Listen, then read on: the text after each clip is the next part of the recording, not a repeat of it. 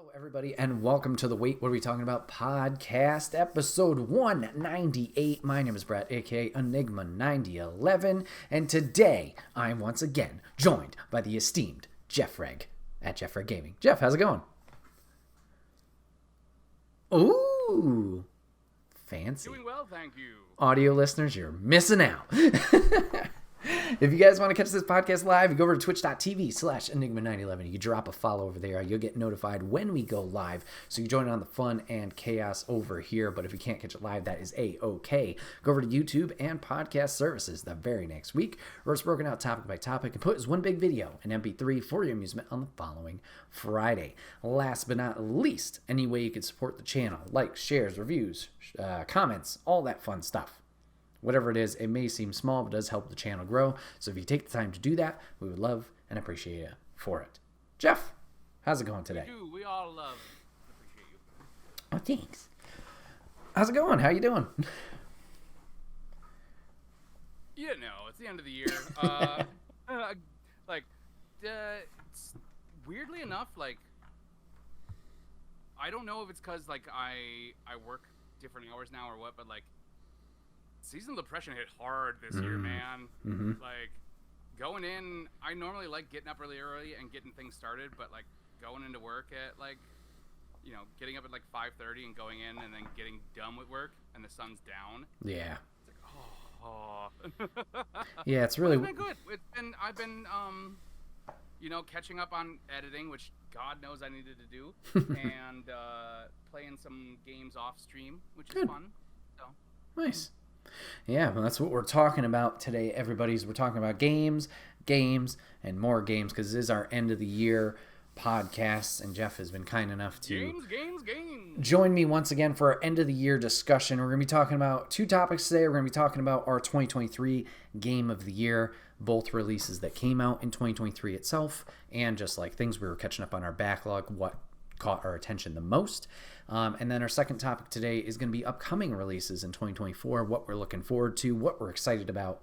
But yeah, let's jump on into it. Let's jump into our game of the year discussion. We'll just shoot the shit for a little. No, just that's the topic we're going to start off with. We're going to shoot the shit. I was going to say, I spent an hour and I went through it wasn't. I noticed it wasn't every single release, but it was the most complete release list I could find, and sure. I did it month by month by month. Yeah. So, so yeah, we're just gonna break down what we've been playing this year, things that we enjoyed, stuff like that, whether it was this year or whatever. But yeah, Jeff, do you want to start us off with something that you played this year that you really enjoyed? Yeah. Well, I mean, like I said, I did it. I went through. I looked at all the games that came out, games I did play, or games I either am happy that came out or am excited to play but I haven't gotten to yet. Okay. And I made a list.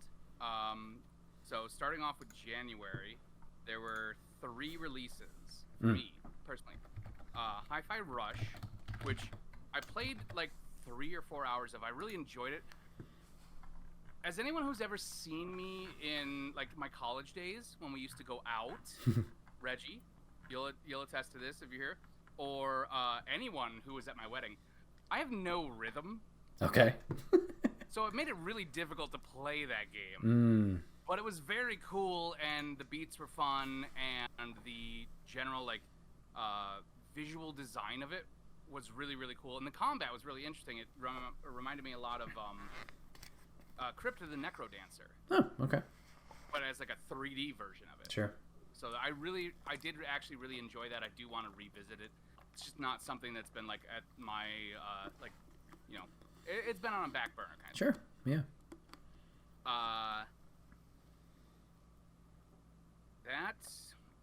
Nope, that didn't come out that month. That came out in Japan that month, so I'm not gonna count that. Sure. The only thing that came out in January was Dead Space, the Dead Space remake, which, if anybody knows me, I freaking love Dead Space. I've got a...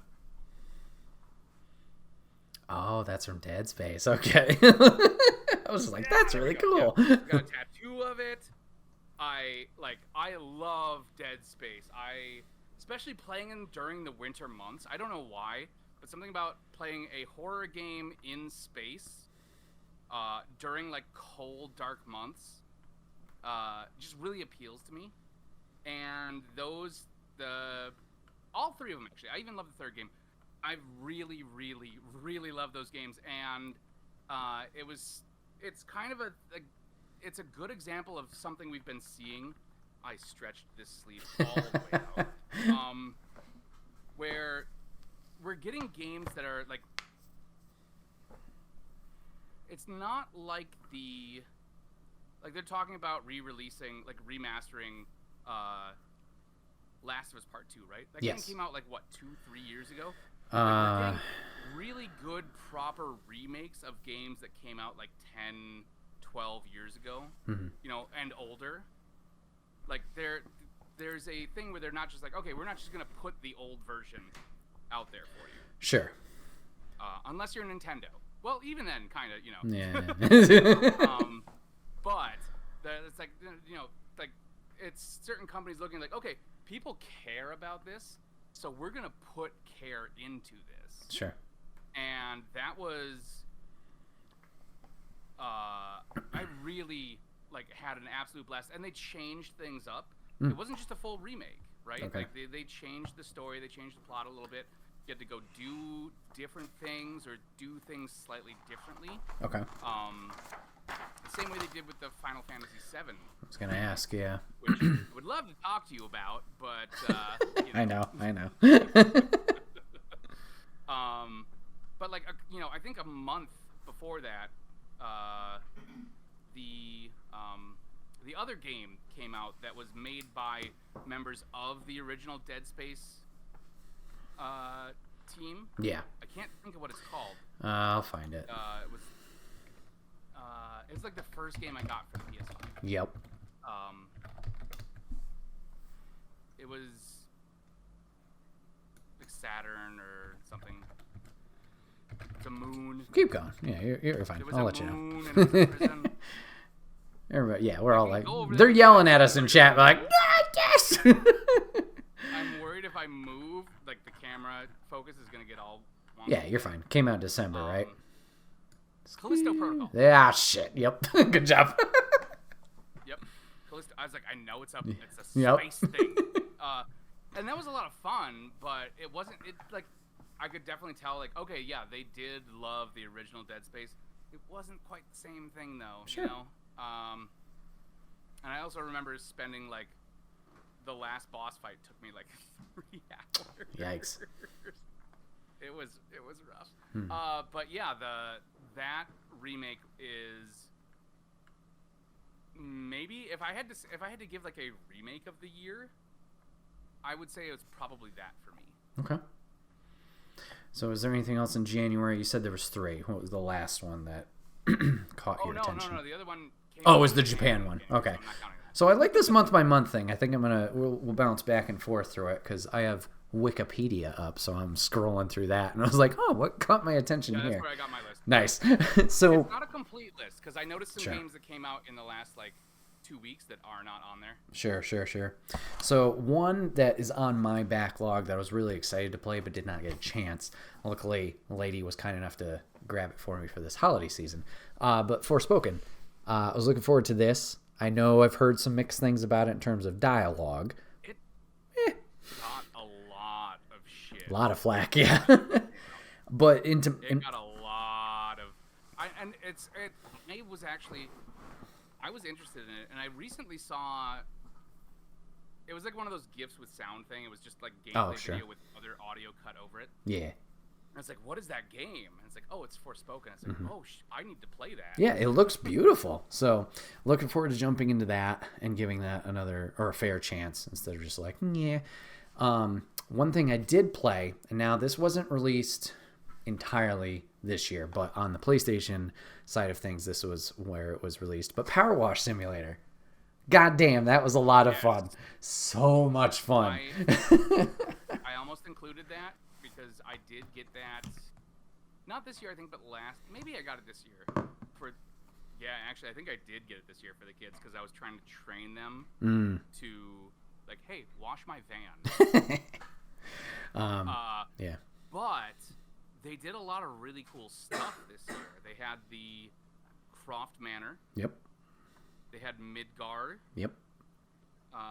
They think they just did like a Back to the Future. They did Back to the Future, and then with the holidays, they did a free like Santa's Workshop thing. Yeah. Yeah. But I almost included that, but I was like, I didn't. Like, it just. I mean, certain consoles, yeah. I really enjoyed it. Like I said, I never thought I would enjoy it because I'm like, what? It's just watching stuff. Yeah. But it was one of those games where you turn the brain off, and it's just that. What's the chemical in your brain? I don't know. Like watching an old dot matrix printer work. So yeah, something like that. It's just very satisfying hearing all the dings of like, oh, that's clean, and then like hunting down what you still need to fix or whatever. And like you said, the different I never played any of the DLCs, but the free or the different environments that were provided, whether it was the base game or obviously the downloadable content, just made it a lot it kept it interesting. It wasn't the same thing you were doing over and over again. Could be a vehicle, could be a house, could be a park, whatever it is. Very satisfying experience. Freaking jungle gym. Oh yeah. Where's the last 1%? Yep. Oh, spray the roof, spray everything. It's in the crevices. What is it? Yeah, good times. All right, so moving on into February. What do you got for us, Jeff? That's for February. A game I was very excited about. I loved it when it came out originally. I was extremely excited about it, and then very upset when I could not get it right away. Okay. I had to wait, I think, like 3 weeks to get it. The Metroid Prime remaster. Oh, okay. I remember, reading Nintendo Power and video game magazines before that game was coming out, and just looking at the images and being like, "Holy, this looks so cool!" Because up until that point, Metroid had only ever been side-scrolling sort of. It's one of the progenitors of the Metroidvania genre. So going back and forth, exploring, finding something, going back halfway across a map to unlock something based on something you found.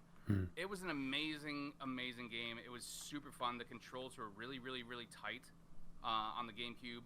I was very excited to do it, and when I finally got it, I was playing with one of the. So this is a little bit of a caveat to this. I was playing with one of the Switch controllers where it's just like the hand thing, and you slot the Joy-Cons into it. Yeah. And based on where the sticks are on that and how that game controls, it did not work for me whatsoever. It took a while. After I ended up getting a Pro controller, Okay. it got so much easier because the sticks are in, roughly they're closer to the same spot. And suddenly, like, it's a weird, like, muscle memory thing of, like, oh, this is suddenly so much easier. And it made it so much more fun. And I felt like I was playing it again because I haven't played that game since 2008, I think. And it made it feel like I was playing it for the first time again. And I've had that problem with some Switch games. Because I don't like using the Joy-Cons on their own. I like having them in a controller. And I'm always worried, like, holding the Switch, I'm like, I'm going to break this thing in half if I get too worked up. So I prefer to use some kind of handheld, like, controller. And I had the same problem with Katamari Damacy, where, like, there's a move you can do where you have to, in the original game, you move the sticks up and down, back and forth separately. But because on the way the Joy-Cons work, the sticks are in different spots. Yep. It's harder to sync that up. Gotcha. And I had the same thing with that, but once I got the Pro controller, it was like, oh yes, I get to revisit all the Chozo ruins and go into see the weird Phazon stuff and read all I did everybody a service this year. Choosing not to stream this because I would have read every single log file okay. out loud on stream. And I was like, I'm not going to subject anybody to that, but I'm going to do it for myself. Of course. The other game for me that came out in February, I did not get to play it, but I like it because I like what it represents, and a couple other games that have kind of spawned off on it. Octopath Traveler 2. Okay. The original... Sorry, my thing. You're fine. Yeah, no worries. The original Octopath Traveler, I enjoyed, but it was kind of like, okay, I don't know, there was something to it that wasn't, because it harkens back to the old PS1 JRPGs. Mm-hmm. You know, isometric view, you've got your little sprite guys and multiple characters and things like that. I ended up liking, it was Triangle something. Triangle Strategy, yep. Triangle. Mm-hmm. Mm-hmm. Yeah, I ended up liking that a lot more. Okay. But, like, it shows, like, that game came out, and I am excited to actually play Octopath Traveler 2. I just haven't gotten around to it. But it's like for a long time, like, RPGs were like, we gotta go full third person, three-dimensional. It's gotta be, you know, X and Y or whatever.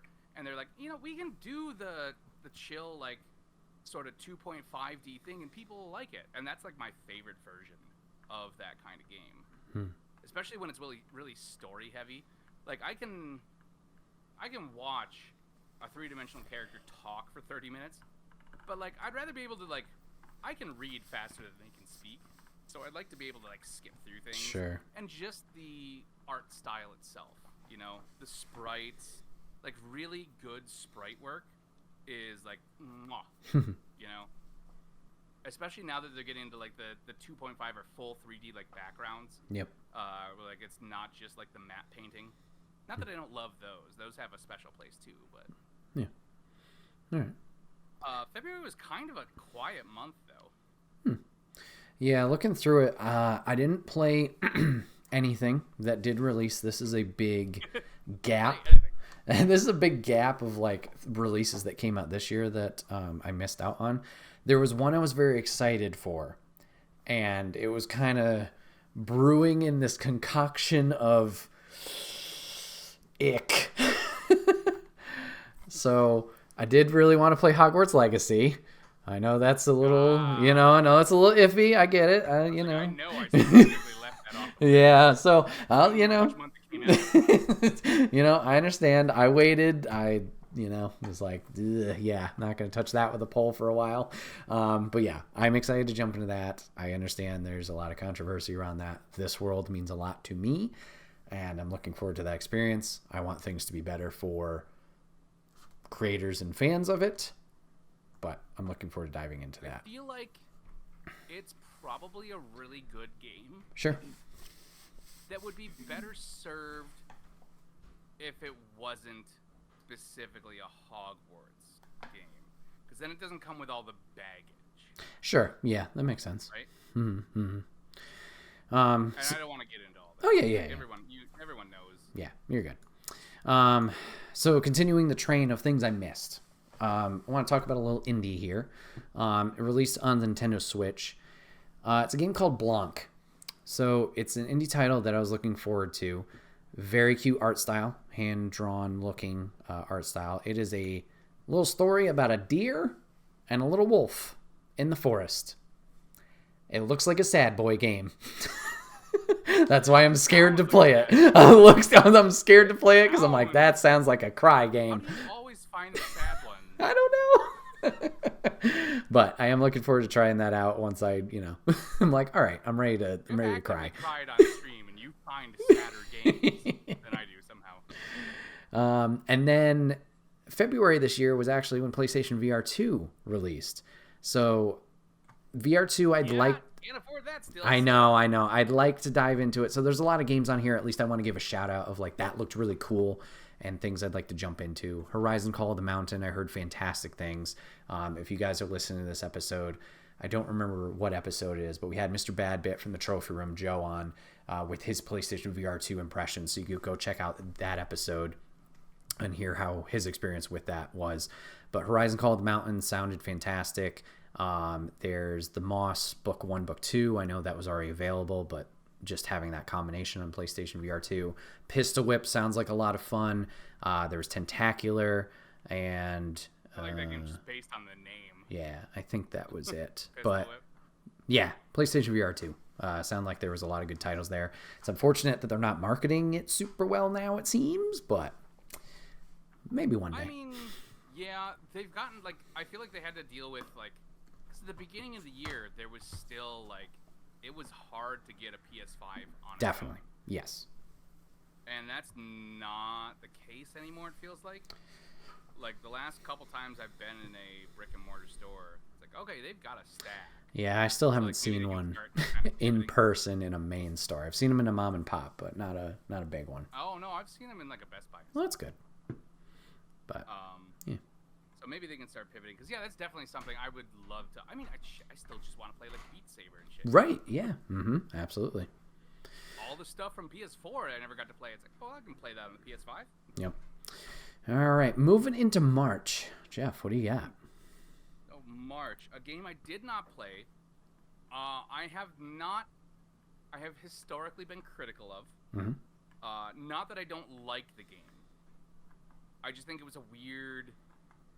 It's a really good game, but it was such a departure from everything that had come before in terms of, like, tone and theme. The Resident Evil 4 remake. And again, this goes to, like, okay, we're putting care into the remakes that we're not just remastering and releasing, like, a... Because, like, they did Resident Evil 1, Origins, 4, 5, and 6. They did remasters. Oh, yeah, for other... Yeah. Like, yeah. It was a barely souped up version, Sure. you know? Like, the Resident Evil 1 remaster they released, it was like, okay, well, we took the GameCube remake and, like, made it, like, 1080. Sure. That's all they did. I actually have been really excited to play it. I did a lot of Resident Evil last year, though. I was like, okay, we gotta, like, I can't be playing Resident Evil all the time as much as I want to. I haven't gotten a chance to play it yet, but Sure. I am very excited about it because, like, it was a weird ass game.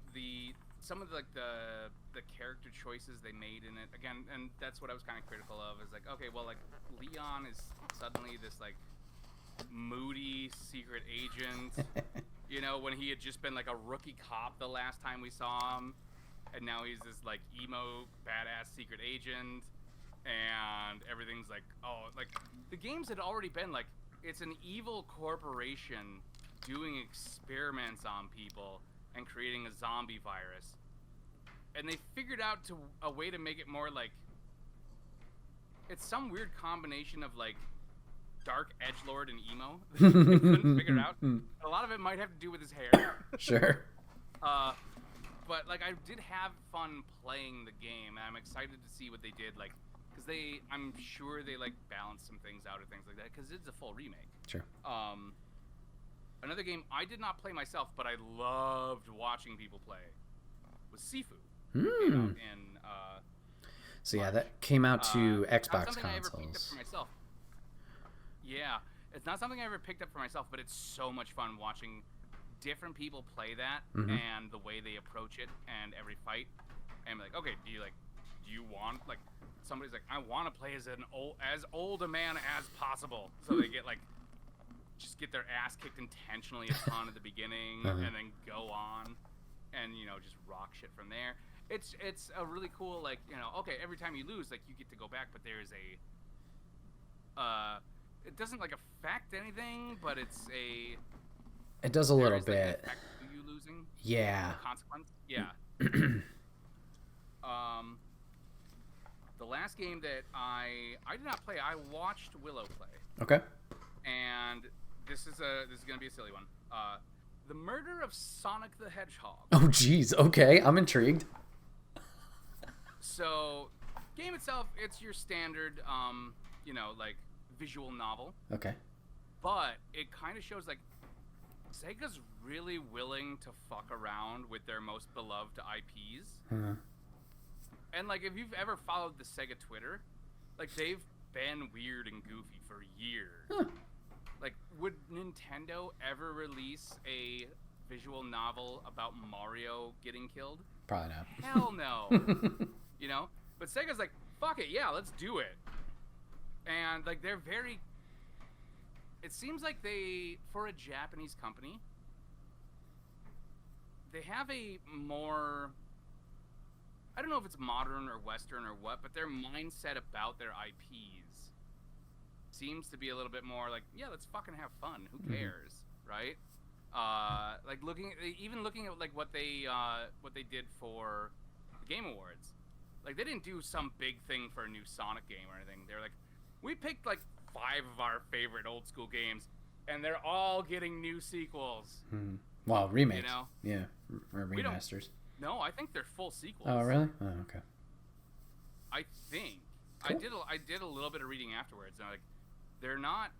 I mean, some of them, like, I think was Golden Axe in there. Yeah, Golden Axe, Crazy Taxi, but like Jet Set. They teased a fighter, but they didn't show it. I think Jet Set and Crazy Taxi are actual sequels. Okay. If I remember. Cool. But people, I mean, then again, people have been begging for a Jet Set Radio sequel for, God, how many years? Yeah. Since the Dreamcast. But I liked it because, one, it was fun. It was silly.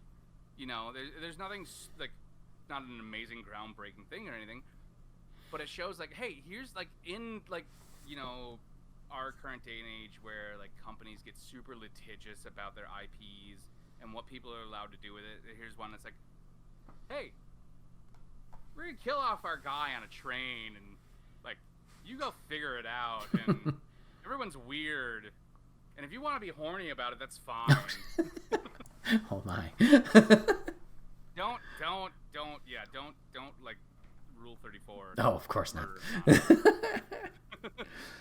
All right, cool. Let's see, what do I got for March? So I think March, if I remember what I scrolled through quickly, I think it was it's a mix of ones I played and ones I did not. If you guys have been on social media and you've seen my PlayStation Wrapped, to no surprise, WWE 2K23 is up there in most playtime for me. I mean, duh, wrestling fan, that's going to be up there. I still insist that we have to do a thing where, like, I make a bunch of people that we know in the character creator, and then you assign them moves based on your wrestling knowledge. Okay. And then we just set it to, like, a Royal Rumble with, like, full AI. Sure. And just provide color commentary. Of course. While the AI does its thing. Yeah, that'd be interesting. Along with you, Resident Evil. See the Brent that I made in, like, 2K 2017? No. Oh, it was beautiful. It was beautiful.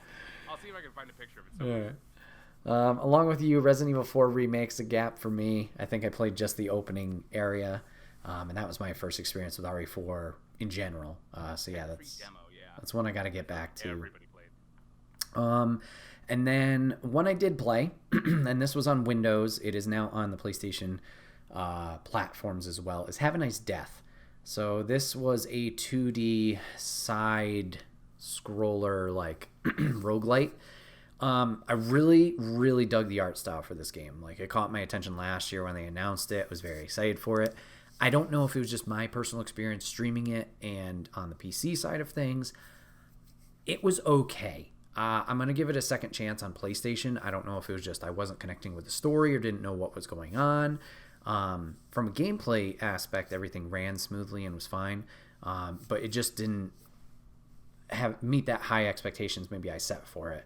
And then the last one I can see of note here is another one I missed. Oh no, I'm sorry, there's two. I'll talk about the one I did play. So this one this one released on Windows, but I played it on Nintendo Switch, so it might have released later than March, but I'll shout it out here. Shout out to 61 Indie and Mike Towndrow for letting me know about this game. But Spin Rhythm XD. I played it during Extra Life in the wee hours of the morning. It is essentially, if you remember DJ Hero, it is DJ Hero on the Switch. So you got this cool, upbeat, techno dance music, and you are playing on your Switch, and you have this scroll wheel. And you have to use that wheel to line it up with either blue or red notes. If it's just certain ones, you can just move the wheel so it matches them. Thicker ones, you have to hit a button prompt with it. And then there's other ones you have to hold a button and, like, follow a line and a path along your track as you're going along. Obviously has a lot of the same mechanics as Guitar Hero and Rock Band and those types of games. But Spin Rhythm was a lot of fun. Music's all great. I would definitely check that out for anybody who's into those rhythm type games. Like I said, it's on Windows. It's on Nintendo Switch. Apparently, if you want to get nuts on Windows, you can use peripherals. So if you have DJ equipment, you could use DJ equipment. So that's pretty cool. But that's yeah. definitely its whole own category on Twitch somewhere. Oh, probably. And now it's the last one that I missed, but definitely want to play. It's another Sad Boy game. I missed it. Where is it? Where is it? Where is it? I think it's Before Your Eyes. Yeah, Before Your Eyes. So this So this one launched on PlayStation this year. It was on Windows previously. So this is a game that uses eye tracking. So the concept of the game is you're going through this story and this narrative, obviously first person perspective, but every time you blink, the scene will change or things will change in the scene and progress your life story narrative. It seems like a cool kick-ass story. Yeah, I know. That's why I'm like, this is a Sad Boy game. This seems like an emotional journey. But I'm interested. There's a very good reason that I have a reputation for not blinking during certain portions of games for a really long time, and I don't know that I could do that game. Right. That sounds. Ooh. So yeah, that's all I got for March. So moving on into April. All right, April. So, okay, here's one I actually didn't know came out this year. Okay. I only found this out today. But it's a game, it originally came out on PS2, and I always really, really wanted to play it. But getting a copy of it is like, I want to say the last time I looked, it was like $150 to $200, something like that. Okay. It's Dokapon Kingdom Connect. Huh. And Dokapon Kingdom was a PS2 game that it was kind of like a Mario Party game, but it was more built around like strategy RPG. So like you could have like 4 players, and you were hired by the king to like help defend the kingdom or whatever, and like the more stuff you did, the greater your reward, to the point where like you could win the kingdom. And so you'd move around a map, and you'd move to different places, and there'd be like towns and things. There'd also be like squares where it's like, okay, you have to fight somebody, and like all the players got to pick a class, like fighter, wizard, thief, things like that. And if you moved into one of these squares where there's a fight, it's a rock paper scissors thing. But the more of those fights you won, the more money you could invest in towns, the more you would get back, the more money you'd have. And then like whoever had the most money at the end of the round was the winner of that round. So it was very Mario Party meets like sort of a weird Final Fantasy, almost tactics kind of thing, because you have to kind of plan your moves around the board. It was extremely cool, and I always really wanted to play it. And I never knew it got released. I like have been actively like once a month. It's like, okay, I'll put like $2.50 into my jar for a PS2 copy of Dokapon Kingdom. And I'm super excited to play it now. Like, I literally just found out about it today, and I was like, don't go buy it immediately. Don't go buy it immediately. But I'm really excited to play it. And the best part is like, it's on Switch, and you can play it like online with people. You know, originally you had to play it in person, but you can play it online now. Oh, okay. You know? So it makes it a lot easier. Somebody in my situation where it's not easy to always get people over without screaming goblins outside of the game. Sure. Or things like that, you know. Or like you just get a group of friends, you know, together. It's like, hey, let's just check this out, that kind of thing. Very, very, very excited to actually finally get to play that, because I've wanted to play it for like 8 or 9 years. I've been trying to get this freaking game. So, another game that came out in April, again, one that I missed, but I love the series. Oh, Jeff. Really loved West of Loathing. Can you start that? Can you start that game again? You cut out right as you were about to say the title of the game. Shadows Over Loathing. Ah, okay. Cool. I really loved West of Loathing. It was a really silly game. You know, it's all black and white, stick figures. It's essentially an RPG, but it's made by people who want to make as much fun of an RPG as possible. So you get skills that just change the way your character walks and things. It's just a very silly game, the original one. And I was very excited to see, like, okay, they did another one. And I'm very excited to play that. But it is one that I missed. Mm-hmm. I think Lady was I streamed it once or twice, and I think Lady was pretty into it. The other game that came out in April that I actually did play and I really loved was Jedi Survivor. I didn't get to play it till...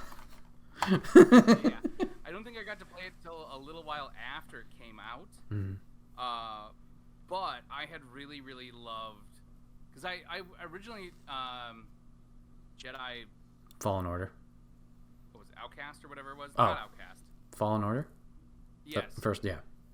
I tried to play it years ago, got a little bit into it, and then just couldn't go.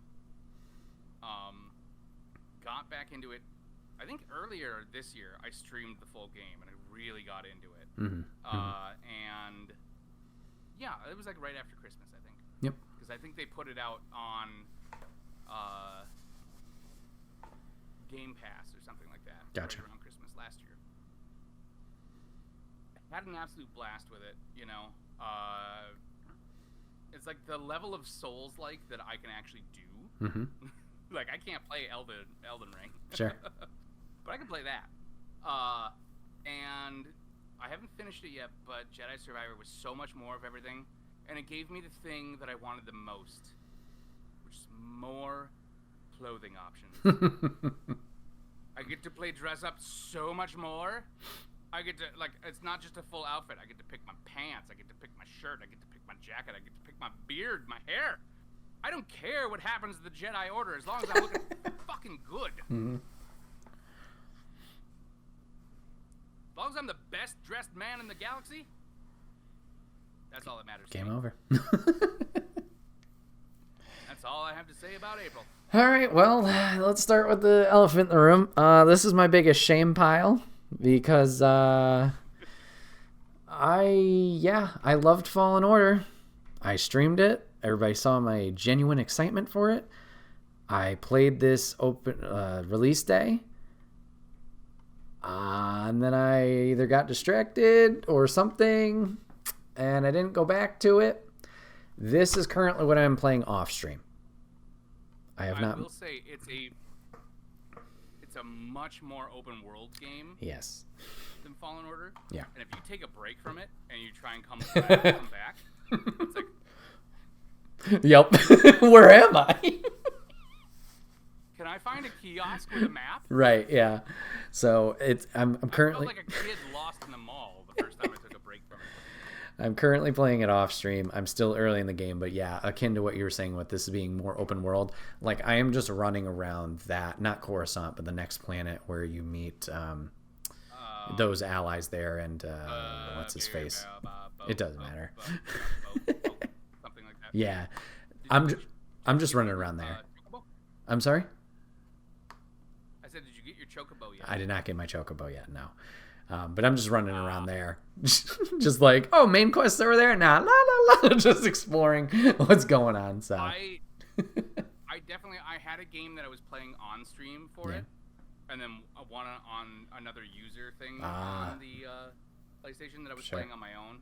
And I kept them mostly in sync, but one of them I was like, I'm just going to wander around and do fucking whatever. Sure. And I got into, like, so much shit that I should have, like, I should not be here. So, yeah, I'd say that's, so cool. yeah, Yes, it's a great game. They really took everything from the original one, and, yeah, they just improved on the original, basically. Definitely, yeah. There's no complaints about it that I didn't have about the Fallen Order. Sure. And there's complaints I had about Fallen Order that are not present.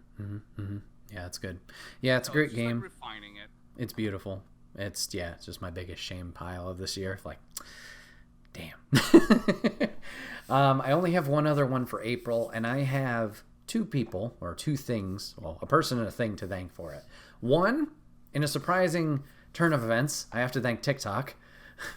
And two, she's not listening right now because she's reading. I have to thank Lady in Wonderland.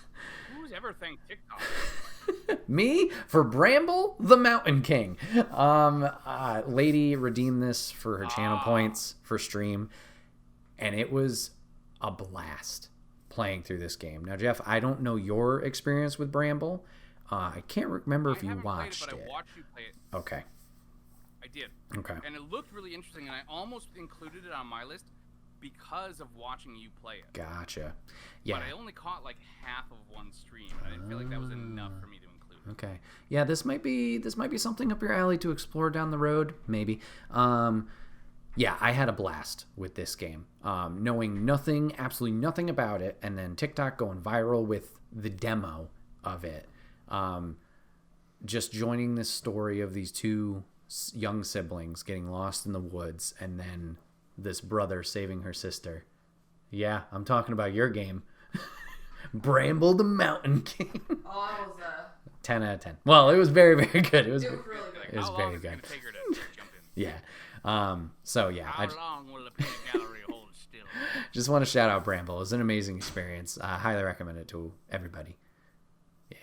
It did look really good too. Yep. Mm-hmm. Yeah. Like, not only did it look like it had a good story and was fun to play, it, like, for a game that kind of came in under the radar, Yep. it looked really good. Mm-hmm. Yeah, Dimfrost Studio and Merge Games. Those are the developer and publisher. Both very good. Yeah. That's what I got for April. All right, moving on to May, the big game for May. Oh. The big game. What I thought was going to be my game of the year. Legend of Zelda: Tears of the Kingdom. Now, I mean, you know, anyone who's ever watched anything I do or talked to me for more than 5 minutes about video games, like, I'm a giant Zelda fan. Like, it's the game that got me into games, the original Zelda. I wrote a D&D module based off of a Zelda game, going through dungeons and stuff. I was very, very excited for this game. It came out at a really unfortunate time. Okay. It came out the day before I took a trip to Colorado. Yep. And I was like, I'm not going to buy 2 copies of this because I already bought the game and 3 amiibos. I know the kids are super excited about this. I'm not good at doing anything except for panicking on an airplane. So I'm gonna leave the game here. And so I left it there. I went to Colorado for the better part of a week. I came back and I did start streaming it, but like by that point there was so many like shorts and clips and TikToks and things of people doing insane things and like just getting bombarded with it. It made it really difficult for me to get into the game in like just my own headspace. Gotcha. Kind of. Mm-hmm. I actually did start. I streamed it for a while. Mm-hmm. That was also, it was a weird point because, and I can back this up by my employee reviews at work. I got into a weird funk during the middle of the summer, where like I got worse at kind of everything for a while, for like 3 months, and they can be backed up by my supervisor. But like I streamed it for a while, but I just kind of like, it was really, like Breath of the Wild I really loved. It was just more of that, but in the same way it was like more of that in maybe not the best way for me. Mm-hmm. Like they introduced all these new mechanics and stuff, which is really cool, and there's a new overworld and a new underworld and all that kind of stuff. And fucking Matt Mercer's in it, which, I mean, I will watch him, like, fucking chew carpet as a villain every day. Or, no, chew scenery. There you go. There you go. Chew scenery. say what we I guess say. so, yeah. I might watch him do the other thing. Nice. Wait. Anyway, choose scenery. Yeah. It was one of those things where it's like, okay, this is the same world in the same game that I was in the last one. And like I went into it like, okay, I'm gonna know where to go. I'm gonna know to do everything. And like they had changed just enough that that preconception got fucking tossed out the window. And I was like, oh, I don't know fucking anything anymore apparently. And then I kind of got like, I just started to get a little burnt out on it. It was like so big and so open, and there was like so much was so very much the same but so different. Jesus. Oh my god. I'm gonna be thinking about that until like 3 a.m. I'm not going to sleep tonight. I gotta work at 5. Like I gotta get up at 5, and I'm gonna be thinking about that at like 4:30. Like, I just started to get burnt out, but I started to get burnt out about a lot of stuff, and that's about the time that I was like, you know what, it's summer, the kids are on break. I want to like spend time, like just do stuff with them, and not worry about the whole grind of streaming, keeping to a schedule, and editing and all that kind of stuff. And like that's where it was like, okay, I'm not enjoying this Zelda game the way I should. Sure. So like I'm taking a break, and I took a break for like a month, 2 months, something like that. I love the game; it's a lot of fun, and I've actually been recording it. Okay. Like off stream to upload. I started playing it again and recording to upload just to YouTube. Just to like not have any pressure on it or anything. So those are going to be coming out sometime soon. But it was a really weird thing where it's like this thing that I've been looking so much forward to, and then there's things not at all related. Well, some of it was related to the game, but so much of it wasn't. Sure. It's like, nope. As much as I should. Mm-hmm. Which kind of harkens back to the last time I was on, when we talked about like burnout and stuff like that. Yeah. So I had to kind of step back. Like, one, it was a great game and I really loved it, and two, it was a very important game for me this year because it forced me to like take a step back and really kind of look at things. Sure. Mm-hmm. My other game for me was Gollum. Just kidding. Fuck that game. Yeah. That's not anybody's game of the year. Anything. No. I only got one for May, and it was one I missed. It's downloaded on the PlayStation 5. It is Humanity. It is a puzzle game where you're a little Shiba Inu, and you have to lure or like navigate this mass of humanity along these puzzles. That's the synopsis I can give you because I have no idea what this is about. You're just a good boy. You're just a good boy. You're trying to help. But yeah, that's all I got for May. Chat, if you haven't realized, or rather viewers, 2023, not a good year for me. I missed a lot and did not play a lot that came out this year. Weird year. Yeah. Like, it was just kind of a weird, yeah, there was a lot of like, it's like, oh, there's stuff I want to play, but like, I can't be, Sure. There's just things going on and I can't be bothered. Like, I kind of got that vibe from you a couple times, but it's like, yeah, there's stuff I want to do, but like, yeah. also this couch is really comfy. Yep. Yep. And if I don't play the game that I really want to play, I can just enjoy the couch. Right. Yeah, it was a weird year like that. Okay, so moving on to June then. Mm-hmm. Another game I didn't play, I really wanted to. It almost made it into Scarytober this year. Ooh. And I saw a couple, like, when it was on early release, I saw a couple demos of people playing it. Killer Frequency. Okay. Did you hear about that one? Yeah. Yeah, so you're a radio DJ in a small town, and you're hosting, like, the late night show. And, like, between songs, you're taking calls, and, like, there's a serial killer or there's a monster or something, like, going around the town killing people, and you're getting calls from people, and also the killer. And you have to, like, advise the people and, like, talk to the killer.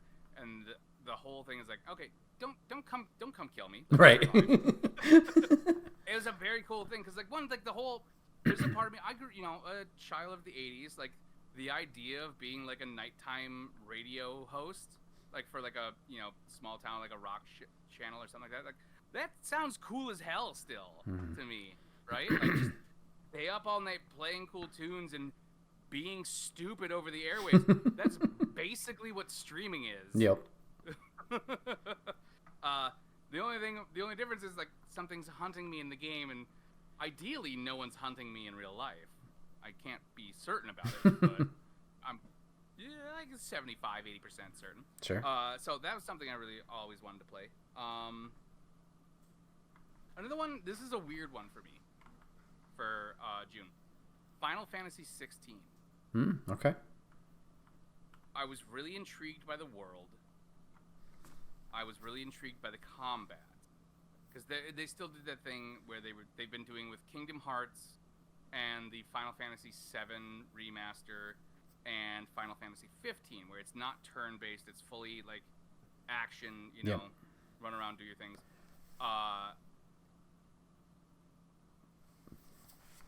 I ended up just like the more I played it though, the more I was like, this feels like a PS2. Like if you got a PS2 and you got like the online adapter to play a PS2 game online, like all the quests were like, go get 10 of this thing and then bring them back. Go kill 5 of this thing and bring them back. Everybody, like a lot of the characters, except for the main ones who got like cutscenes and stuff, the main storyline's great. I didn't feel like there were any side quests that anybody who developed in the game gave a shit about them. Sure. And like if you're playing a Final Fantasy game, like side quests, like not just the story, like it's all the extra stuff you can do in the world. Like that's as much a part of it as everything else. And like I would just walk around and be like, this guy's been standing here. I'm not even near him, and I keep seeing the same speech bubble pop up for like the last 5 minutes. And it just felt like, especially with like, the Final Fantasy VII remake having come out, 2 years ago? Yes. Like, the amount of like polish and everything they put on that, and then they release this, and they like hype it up as the next big one.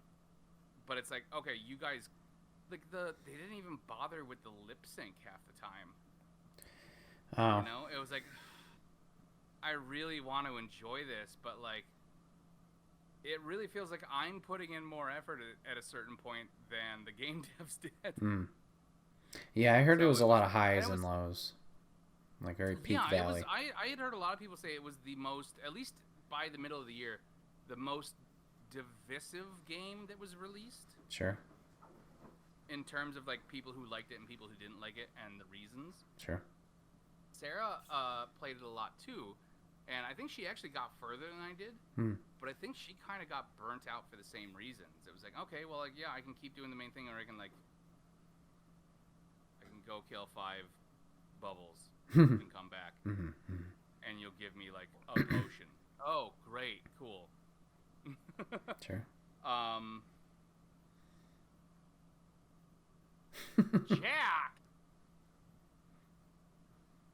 Excuse you is right. Oh boy. No 7-year-old should be able to fart so hard you can hear them through the floor above you. Another game. My other game for June was. I have not played this one. I played the original. Haven't played this one yet, and I've been meaning to, but I know what's going to happen if I do. Story of Seasons: A Wonderful Life. And if anybody, you know my history with Story of Seasons and stuff. I feel like I don't really need to get too into how much I love weird cute farming sims. Sure. If you've ever played one of those games, you know how fucking calming they are, and I don't think I need to get into more than that. So fair enough. All right. I'm worried about saying something else about carpets. Okay. So June was the tale of two halves for me in terms of I played 4 games here. 2, thumbs up. 2, Thumbs down. So let's talk about the thumbs down ones. Fall of Porcupine came out this year. Indie story. Yeah, what's up? Was that the one where Or the doctors? it's all animals? Yep. Were you a doctor? Yep. Okay. Absolutely I love remember that. I remember trying to watch it. I remember being like, I don't know what I need to be on or not on. Yeah, Fall of Porcupine, awesome. Absolutely loved it. I loved the story they were telling. I liked the characters that we were meeting. I liked the kind of tension that was being built. And then, similar to Jack, just took a giant fart at the end, and that conclusion sucked. It was, man, just such a letdown. And I don't know what happened. I really don't know, but just oof, just big trip fall right on your face type moment. Another down point. We spoke about WWE earlier, being a big wrestling fan, but AEW had their wrestling game come out, Fight Forever. And yeah, this was another game that just did not hit. I appreciated what they tried to do. They tried to make it totally different from what the WWE 2K series has done in terms of simulation. They tried to make this more arcadey, pick up play, which I think they achieved that. But in terms of polish and depth of this game, it is not there. There's a lot of things they can improve, especially their pin system I love it, is the big one. Having no notification of how you can kick out of a pin or anything. It is just random chance of you spamming the buttons is not fun, is not rewarding for a player.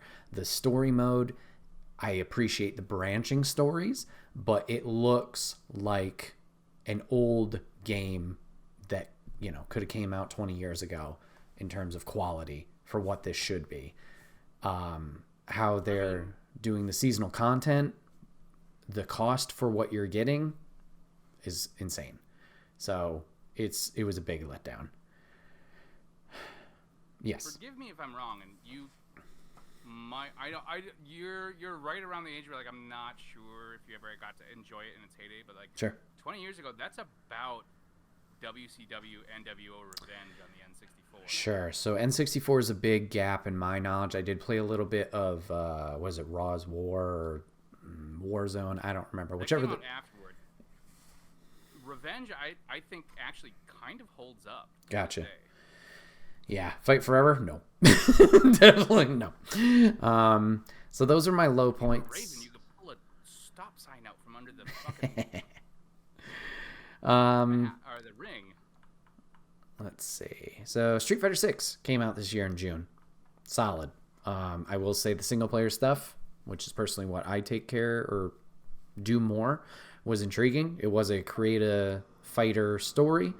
You know, obviously like a lot of fighting games, very rinse repeat. Like the gameplay loops, very simple and samey. But from previous Street Fighters, I enjoyed 6 a lot. Still something I need to put a little bit more time into, but I did enjoy my time with it. And then something that took me by surprise that I hadn't played the original, but coming to the PlayStation platforms, Rogue Legacy 2. This is a game I put a lot of hours into. Rogue Legacy. Yeah, I jumped into it when it first released, played it like a bunch, stopped for a while, have recently jumped back into it, but it is the roguelite hero game. You just go in, you are trying to take care of these big bosses, and you have different hero classes like a knight, an archer, a Valkyrie, a gunman, and then you get silly ones like there's a chef. You could be a clown. You could be a ninja. I mean, ninja's not that silly in comparison, but you just go through it. Roguelite survivor, you go through it, improve your characters over time. It's a lot of fun. Highly recommend it if you're into like the Hades type of gameplay loop. Definitely a good time. Just one point of clarification. I'm just Sure. checking something. You say it's a roguelite, but like the rogue genre, Sure. like the roguelite genre, got its name from a game called Rogue, And I'm pretty sure it's the spiritual successor, actually. Well, this is Rogue Legacy 2, is a sequel to 2013's Rogue Legacy. Let me look at the Rogue Legacy. Rogue Legacy is a platform game with roguelike elements developed and published by Cellar Door Games. And that's all I got. You could be wrong, yeah. But like the whole point of the game was like, hey, you know, the whole thing that I believe with the original was, you know what? No, none of this fucking matters for what we're talking about. All right. Never mind.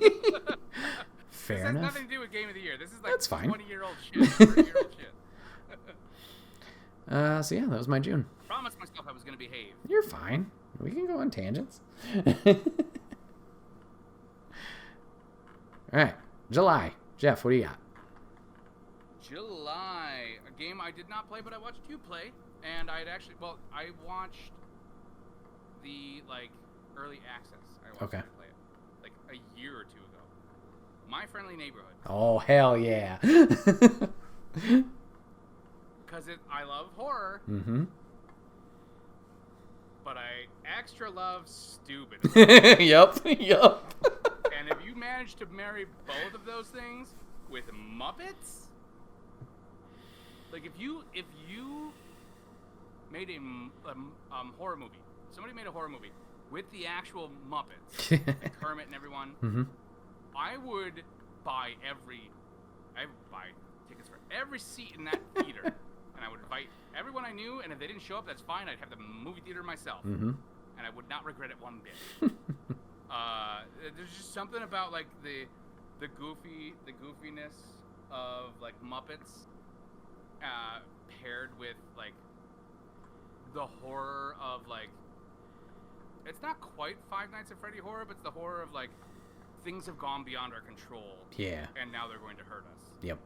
And we don't know what's going on. You know? Mm-hmm.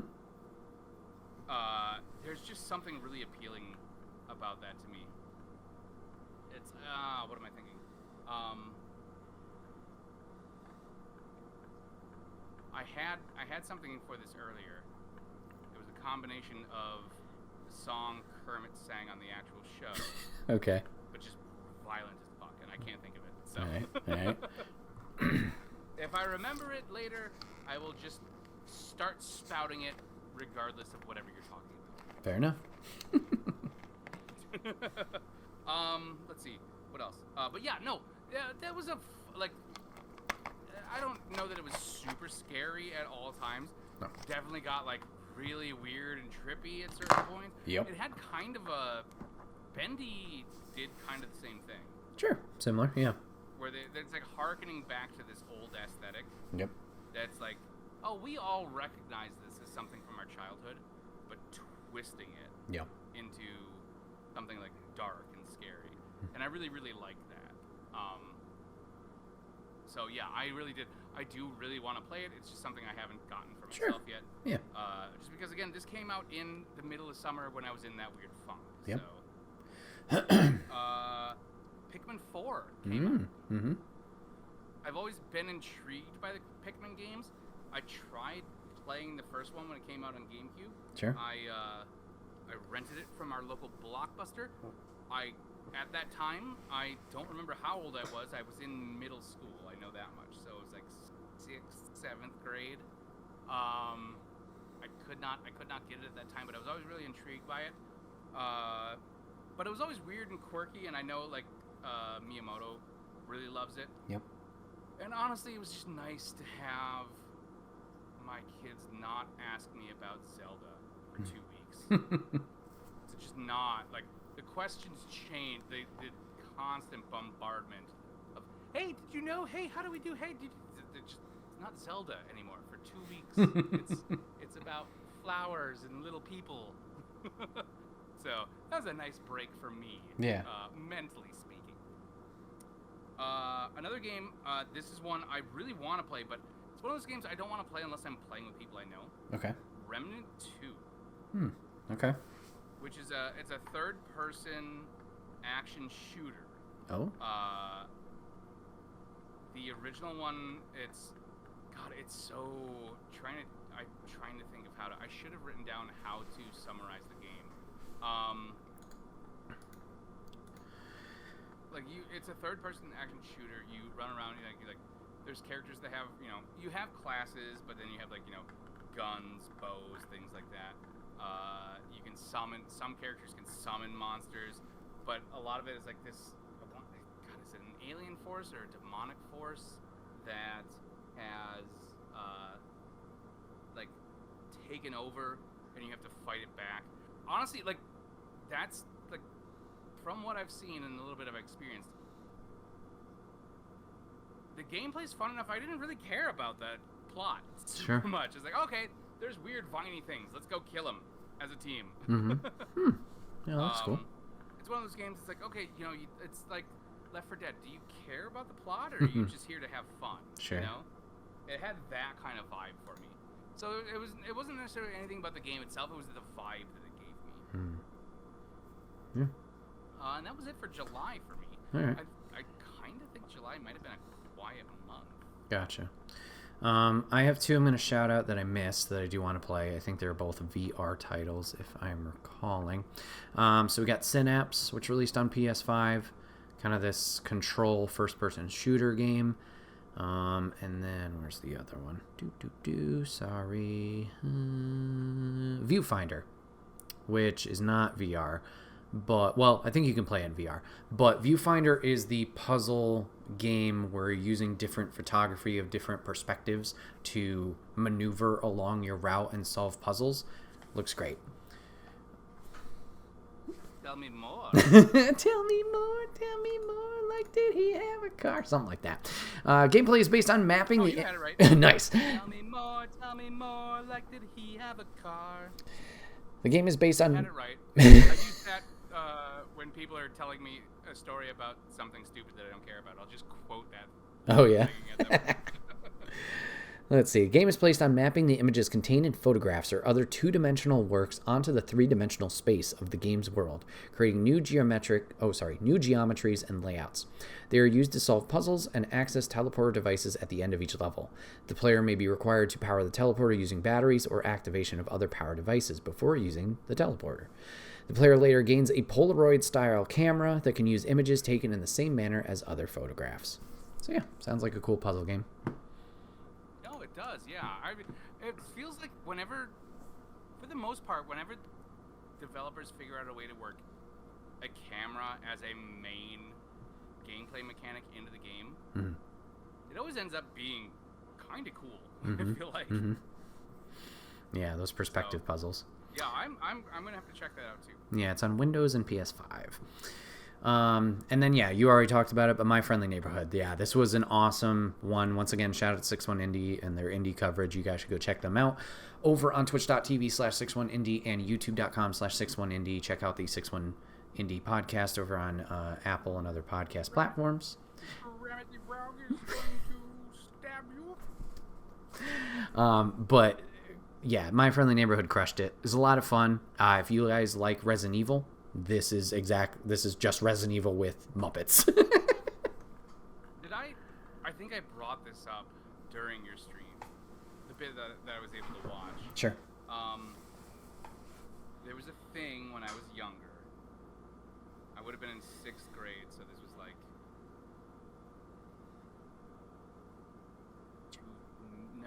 98, okay, 97, something like that. There was very, very early internet, and I think I brought it up. Have you ever seen or heard? It's not something you can see. Heard Sesame Street? No. No. You really need to you can just look it up on YouTube. Sure. It's just audio, because that's all there was at this point of the internet. There's no video for it, but it's Kermit and Big Bird. Okay. If they were high as fuck. All right. It's like, I am Kermit the Frog. Today's number is joint. Jesus. It's just really stupid. Sure. It's that really early internet stupid of the Kerpal, you kicked my dog. it has such a special place in my heart though because of how immature I was. Sure. When I first heard it, you know. Mm-hmm. I will say it came out the same time the original Final Fantasy VII came out, so cultures were at very different points. Yeah, you know. We were doing this in America, and they were doing that in Japan. They were creating one of the greatest video game stories ever, and we made Muppets on drugs. All right, Jeff. What does that bring us to? September? August.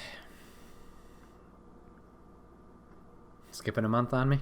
Maybe August? Is that on the back? There it is. Yeah, I did. I only have one game for August. Okay. Sea of Stars.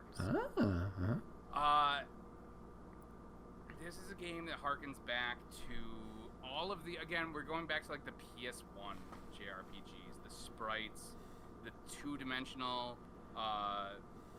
levels and things like that.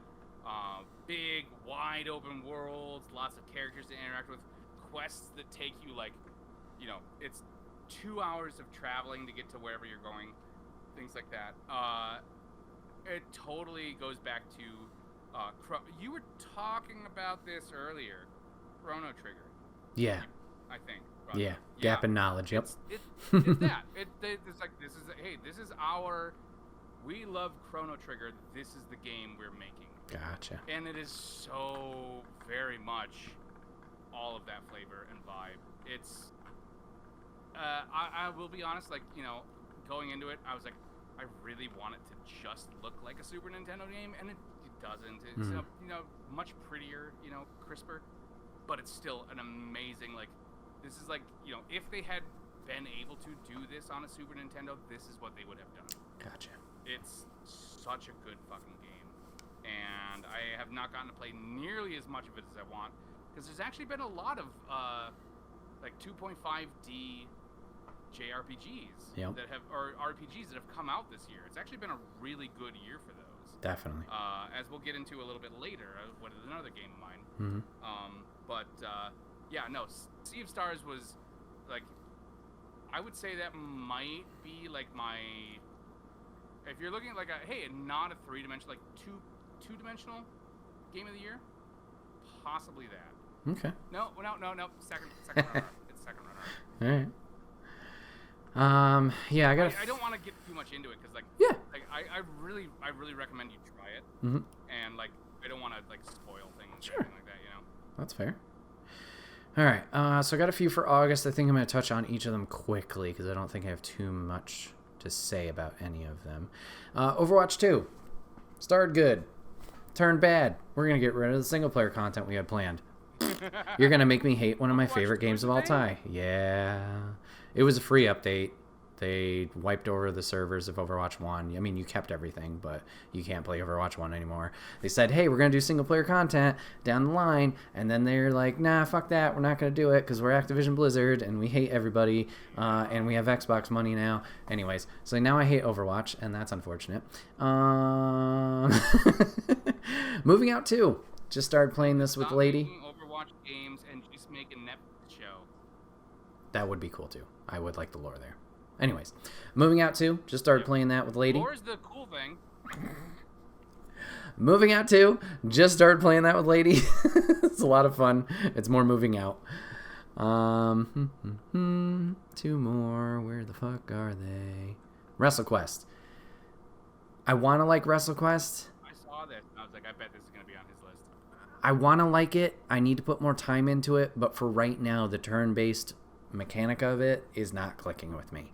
I appreciate all of the characters that are in it, like as cameos and stuff like that, real wrestlers, wrestling personalities, stuff like that. At the point I'm at, it's a slow start, and for some reason, that gameplay loop is not connecting, but I do need to put more time into it. I'd like to. Just didn't have that hook that I was hoping for. And then something I am planning on playing on stream, if you're listening to the day of recording, we're playing it this week, was Goodbye Volcano High. Choice, narrative, dino, teenager, drama game. So yeah.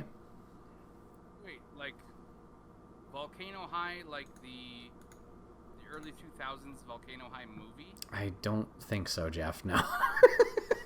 Goodbye Volcano High is a narrative adventure game developed and published by Co-op. It was announced, blah, blah, blah, blah, blah. Plot set in a world of anthropomorphic dinosaurs. The game centers on members of a band form drama. And yeah, it's like a choice narrative game. Definitely not.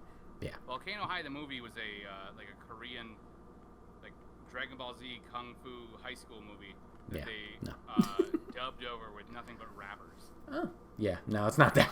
Nothing to do with that. You want to hear Snoop Dogg Hadouken somebody?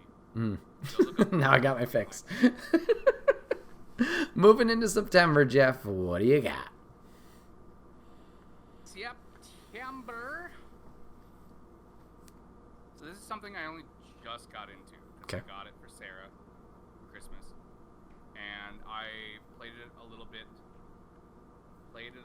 to figure the game out, so that I could, like, you know, in case she couldn't figure something out, I didn't have to look something up.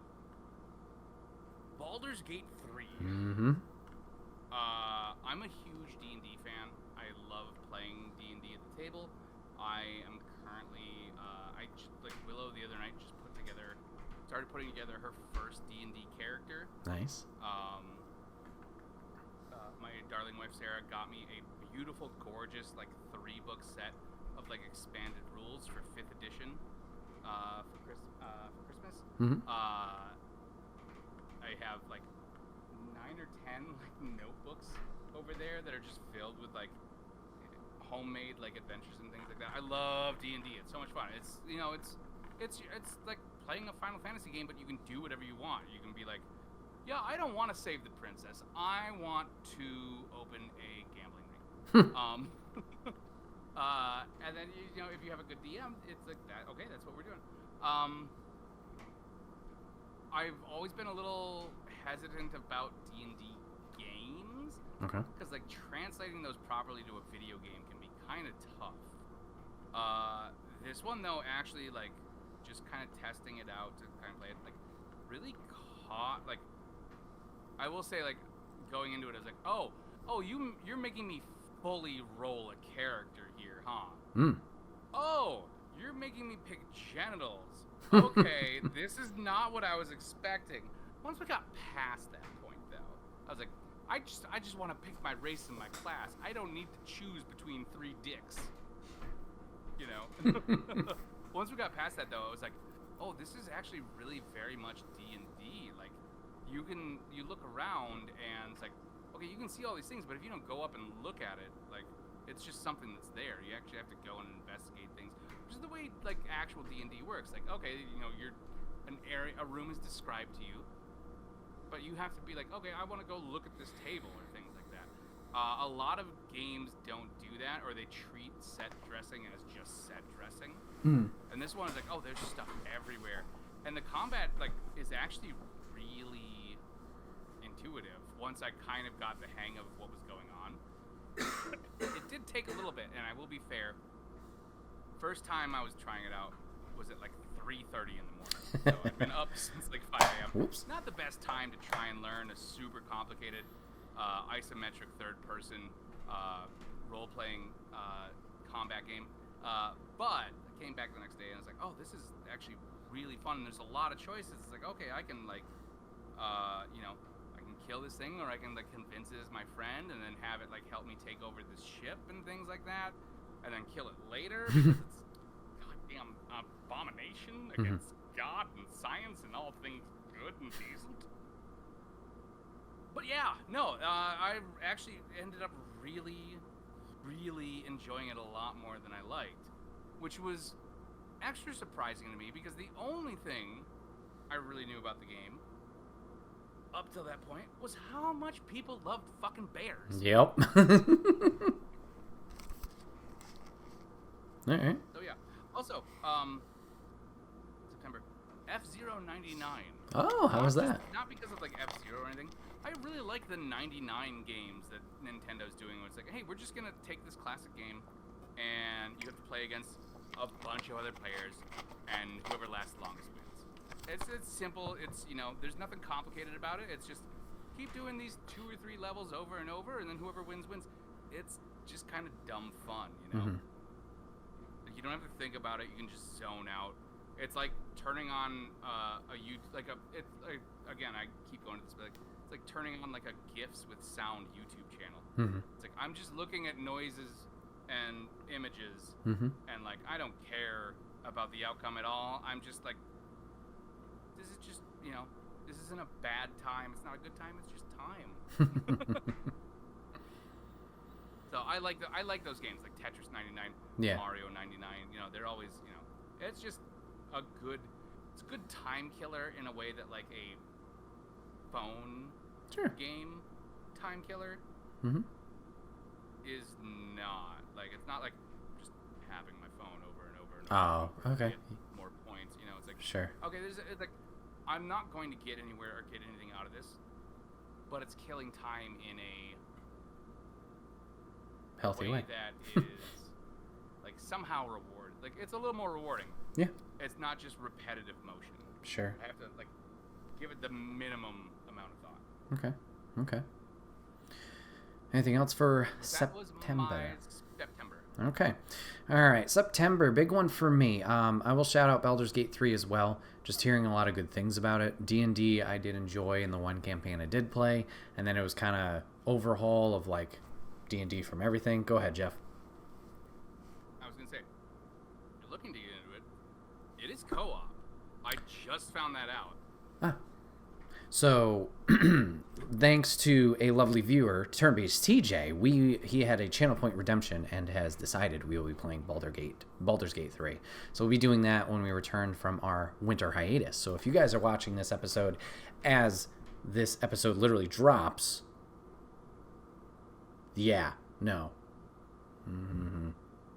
next week, we'll be playing it. We'll be playing it soon. Follow on twitch.tv/enigma911.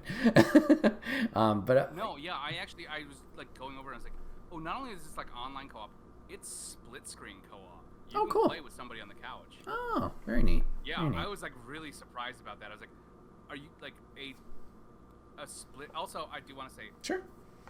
I did spend 3 hours the other day driving around town because I'm trying to find this game in a store. Oh, yeah. Because I knew Sarah wanted to play it for Christmas. There's no physical release. Well, okay. You got it on Xbox? PlayStation? What'd you get it on? Yeah, no, I got it on the Xbox. Okay. Well, if you did the physical edition, you have like 10 discs or some shit. It's like it's on multiple discs. So maybe digital is probably the better way to go. I don't know.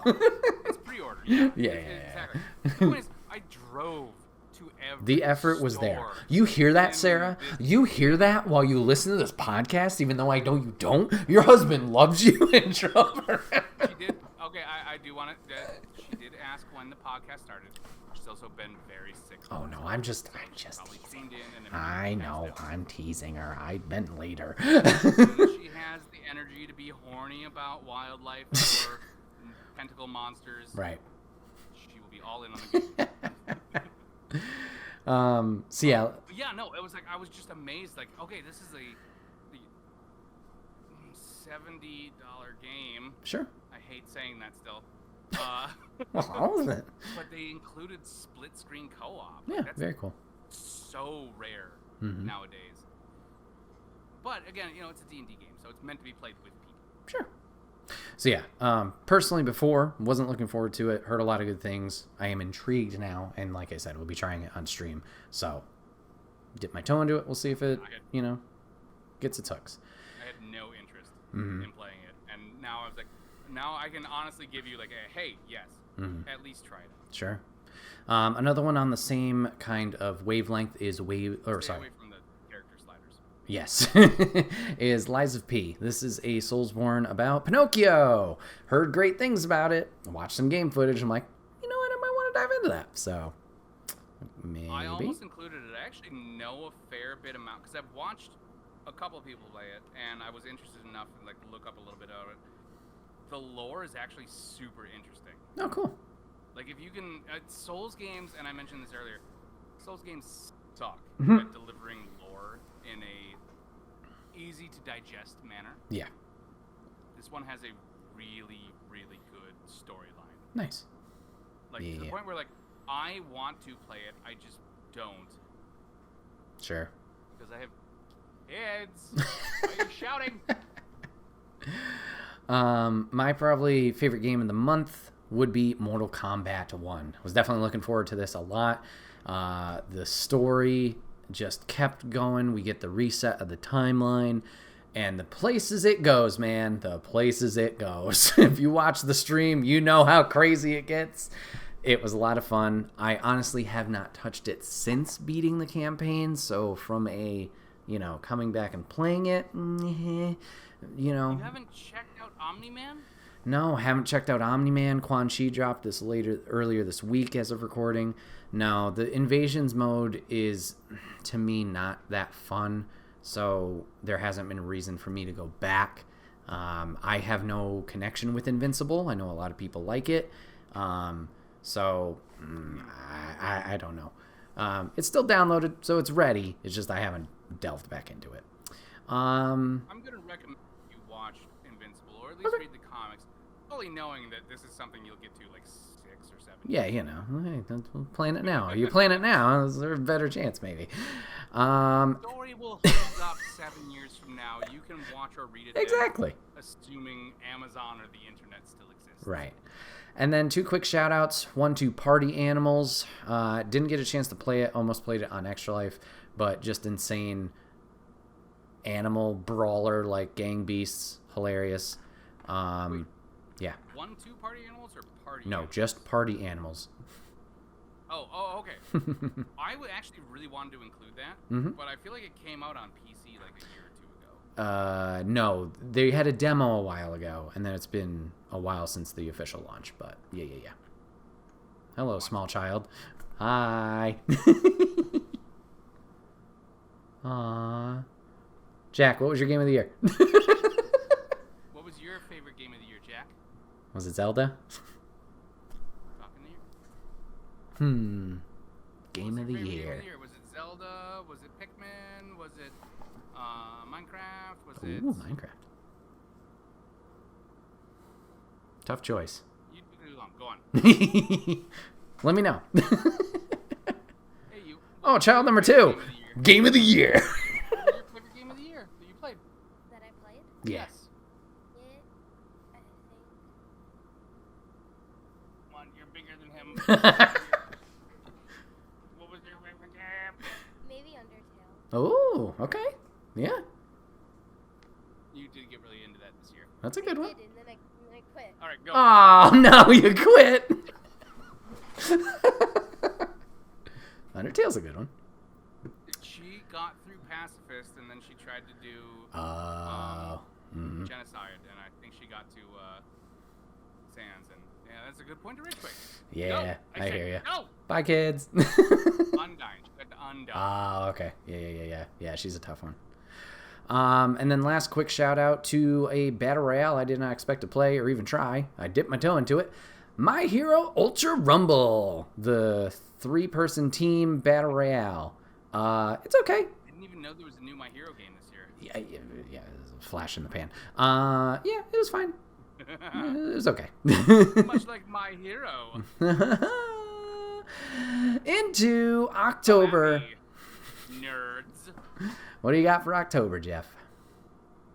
October. So, one that I did not play this release. I loved this game as a kid. Limited Run. Well, Limited Run did the physical release, but they remastered the Gargoyles game from my childhood. I fucking loved the Gargoyles cartoon show as a kid. It was one of those things where I was, okay, part of this is probably just me being whatever the fuck is wrong with me.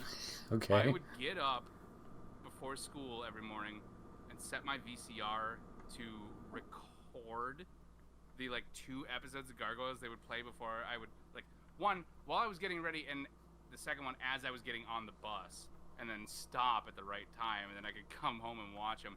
I love the Gargoyles cartoon. I absolutely freaking loved it. They had a game. I know it was on the Sega Genesis. It might have also been on the Super Nintendo.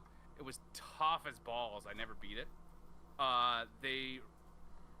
It's called a remaster. Like, it looks like visually it's a full remake though. And I was so excited to get to play this game again. And it kicked my ass again.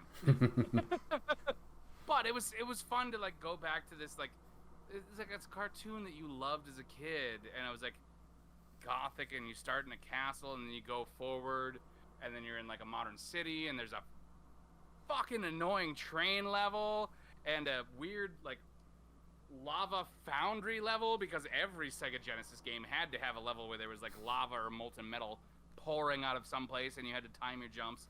It was like really frustrating, but a lot of fun. It's just a personal thing that I just loved, just for me, and like getting to be like, hey, little Jeff, you haven't gotten any better at this shit. I know you thought you'd grow into something someday, but you didn't. Oh. So, also October, obviously, Spider-Man 2. I mean, I have not finished the game. I've played up to a certain point. I wanted to stream it, but it's like at this point we're so far behind and there's so much other stuff going on. I don't know that I'll ever get around to it. Sure. But like I got to the Black Cat the teleportation one. That was such a like the set pieces. I have some complaints about the game. Sure. Some of the side quests not as good as the first game. Okay. I don't like that you don't have all of the different like gadget options. You just have like you have 4 of this thing and 4 of this thing or whatever. Okay. You know? Yeah. They like there's no more impact webbing, for instance. You know, things like that. The set pieces though, oh my god, the set pieces are so good. Like the moments where like, okay, we're just like, this isn't gonna be some random thing in the world or part of a quest. This is like a thing we're gonna fully script out and like choreograph and everything like that. Going through the portals and everything. And you suddenly end up like, where am I in Alaska? Yeah. Where? What? And then you get the note. Like, it's just like they're just making little cute references, and then they tie, like, from what I understand, it's tied into across the Spider-Verse. I haven't like gotten that far, but I understand there's some kind of tie-in somewhere, which makes sense because like the games aren't like they don't have to. This isn't the old days of like, oh, we can't do things that the movies don't do, right? Like we don't have to follow what we're not under control of the comic book, you know, CEOs or whatever. We can do whatever we want, and like Sony's doing it, and Sony owns PlayStation, so like, they can absolutely tie them together as much as they want, which would be really cool. So I'm very excited about that, and I'm excited to keep playing the game. It's just one of those things that it was one of those things I got really into because I played the first one again during that summer break. Yep. I burned through the whole thing between like June and July this year when I was on my break, and I had so much. I complained to you about the stupid stunt girl.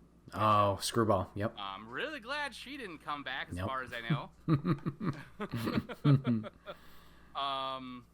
But yeah, that's a big thing for me this year, and I'm very excited to see where the game goes. I'm a little bit further than the Portal thing. Sure. I don't want to talk about it too much because I don't want to risk any spoilers or anything. Not from you, just anybody. Yeah, I appreciate that. Game I'm excited about playing but did not get to play yet. Super Mario Wonder. There's nothing about it that looks extra special to me. However, like Nintendo's been doing really good since the Wii with the side-scrolling Marios that are multiplayer. Yep. Because they're fun, they are engaging, and you can fuck with player 2 or player 1 depending on who you like. You can just ruin their day. And that is like if you're playing with the right person, that makes it so much more fun. You know, being like, oh, I can get it, and then you jump on them to get it, and they fall into a pit. It's very like, it's one of the games I call a me and Reggie game, where it's like, we're gonna play this together and we're gonna have a lot of fun, but we are absolutely not going to assist each other in any usable way. Like, we might finish the level, but we will be both down like 10 lives, have stolen lives from the other one, and it's just like, what's the word I'm looking for? Chaos. Chaos is a good word, but it's not right. It's calamity. Malicious? Malevolent fun. Oh, okay. It's like, I'm having fun at the expense of you. Sure. Knowing you're having fun at the expense of me. But we're both having fun, so it doesn't matter. Another game, I've mentioned this on the Discord. Okay. I haven't gotten to play it yet because I want to find people to play it with. I could play it on my own, but I have not. Lethal Company. Which is if anyone's seen it, it's, you have to go around on a planet. It's sort of the Phasmophobia like methodology. Yep. Like, you get money, you have to buy things for the mission. You go out and then you use those tools to bring things back and then sell them. Yep. But you're collecting scrap and things like that. But it's on alien worlds, and there's like monsters or weird creatures or things like that. I've watched a little bit of it, and it looks like a lot of fun. Looks like the kind of game that's like, there's nothing really special about it in and of itself, but because of what it is, when you're playing with people that you're friends with, it becomes that much more. Yeah, for sure. And I'm really, really excited. I've been trying to put together a group of people to play with it. It's just been a little bit going because it's holidays, you know. Yeah. Lots of stuff going on, things like that. But very, very, very excited about that game. I bought it. I fully nice. bought it. I was like, there was a moment I was like, has anybody played this game? Is anybody interested in this? And then 10 minutes later, I was like, fuck it. Nice. And then my personal game of the year for October, Alan Wake 2. And I don't know how much you want me to get into this. As long as there's no spoilers, We then. could be here Well, for a while. how about this? Okay, you shout out Alan Wake here. Keep it till the end. We'll be like, what's our game of the year? And then you can go in depth, no spoilers. Cool? All right. So my October. Because my brain is a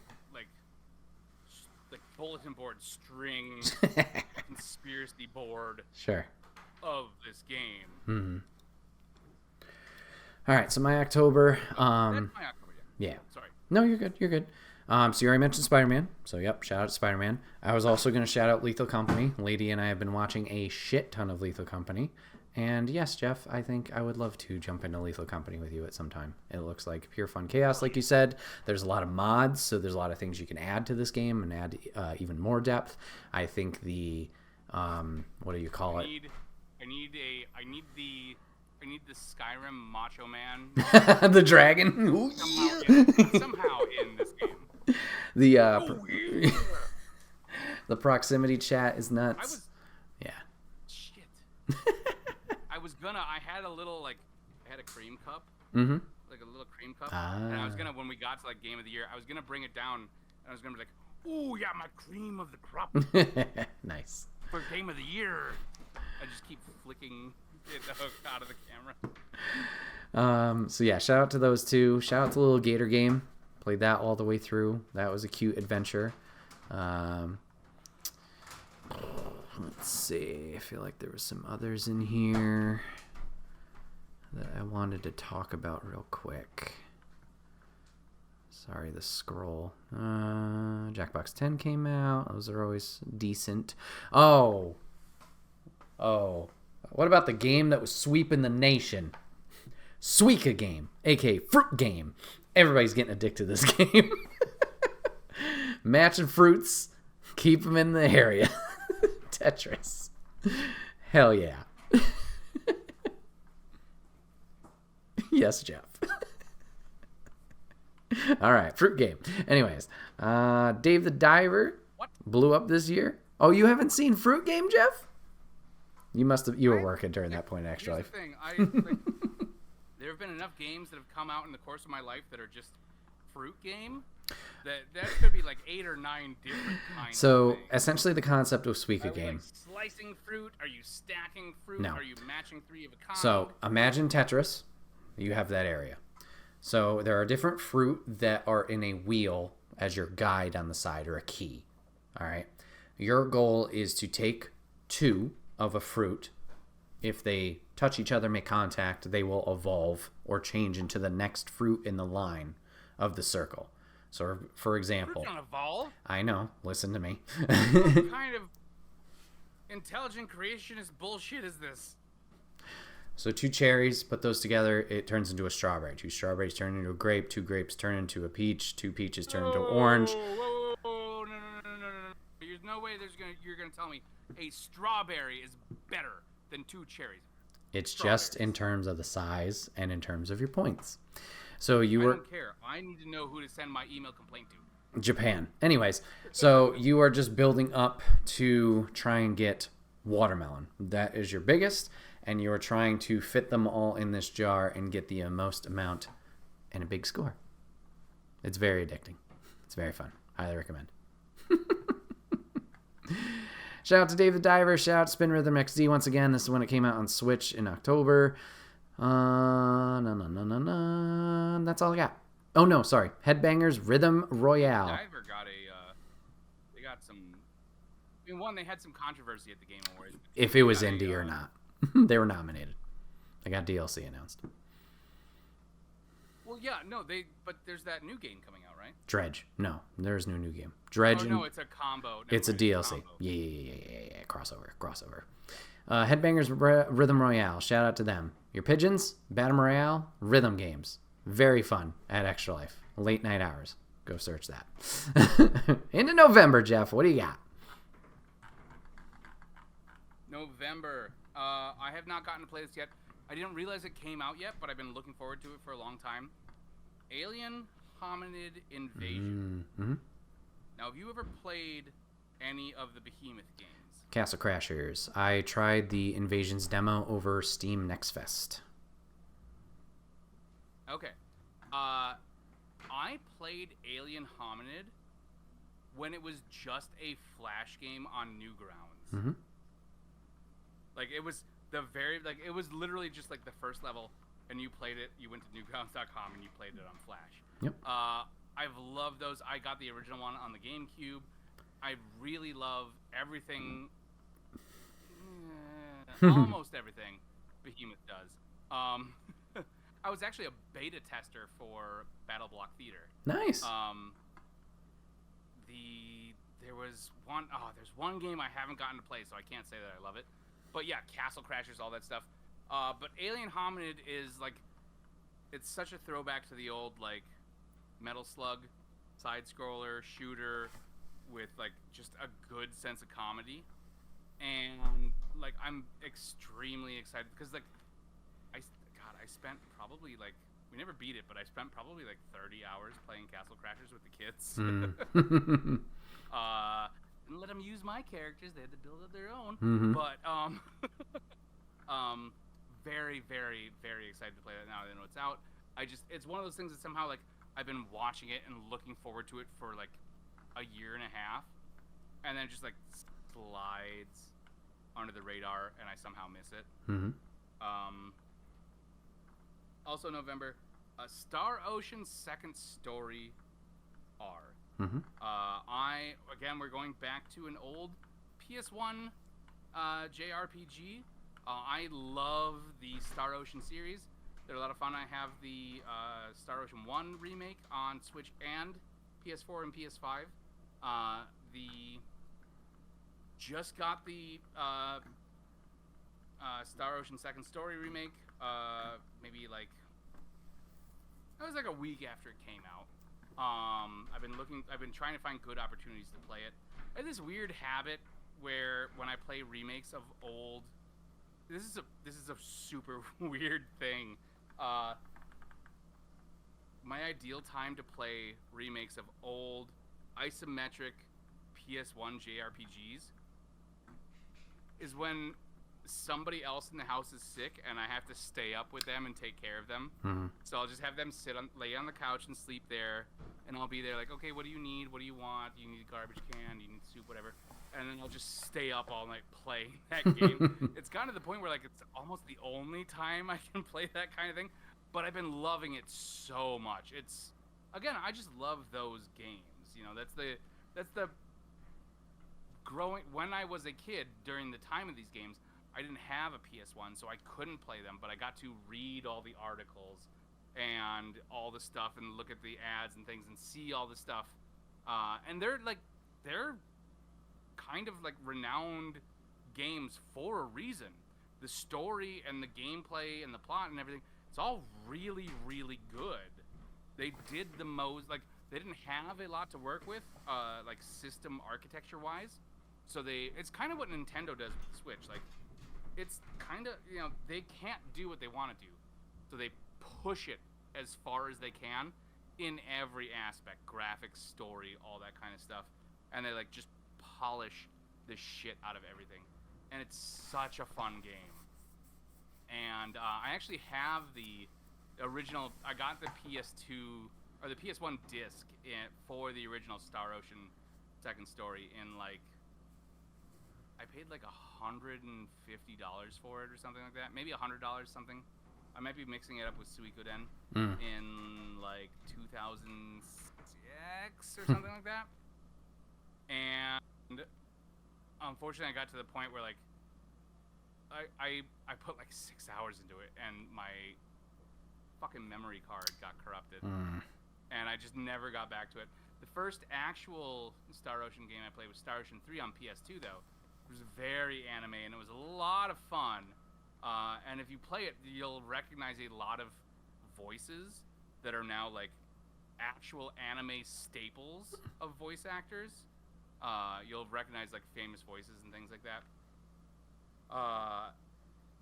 The end of the game takes a really weird fucking turn. Okay. And then they've released like 3 Star Ocean games since then. They have not been great. So it's really nice to go back and visit like the heyday of this really like. I mean, I don't know if it was influential, but I think it was influential. It's also one of the, as far as I know, the first like PS1 RPGs where you picked a character and then your playthrough varied based on that, but you either played as the dude or the girl, you know, and they had completely different play styles. So cool. That was a big one for me. And then also November, just a classic game, another remake, but a good remake, Super Mario RPG. I always wanted to play that game. I didn't get a chance to play it until I got a SNES Mini, because it was impossible to find anywhere for an affordable amount of money. I think maybe you could get it on the Wii store. Oh, okay. Maybe the Wii U store, but those are both gone.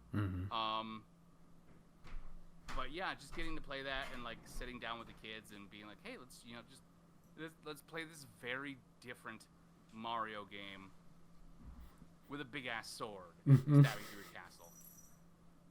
Nice. And it's Final Fantasy. Like, it's like okay, I love Mario. I love Final Fantasy. Yes, I'm in. And it's again a loving remake. So nice. I only got one for November, so a quick shout out to WarioWare Move It. A lot of fun. Very quick mini games. You got the motion controls returning from the Wii. Yeah, just fun, chaotic fun of the Wario, franchise. And yeah, another fun section of our extra life stream this year. So yeah. All right, Jeff. December. What do you got? I looked at the Wikipedia list of releases. I racked my brain. I was like, I feel like everything, like, I would expect there to be like holiday releases and stuff. They all came out last month, I feel like. Yeah, they want to try and get. But I don't know if that's yeah. like, I don't know if I haven't been paying attention the last like 5 or 6 years, and that's how it's been. To like get out before Black Friday and things like Yeah. that. But like, there really hasn't been anything for December. The only game that came out that I was really excited about, and I haven't played it yet. I downloaded it, but I haven't played it. Is Palia, which is it's an indie game. It's very Story of Seasons. You know, you're farming. There's monsters you can fight, but it seems like it just came out in the last like week on the Switch. It seems like it's also online capable.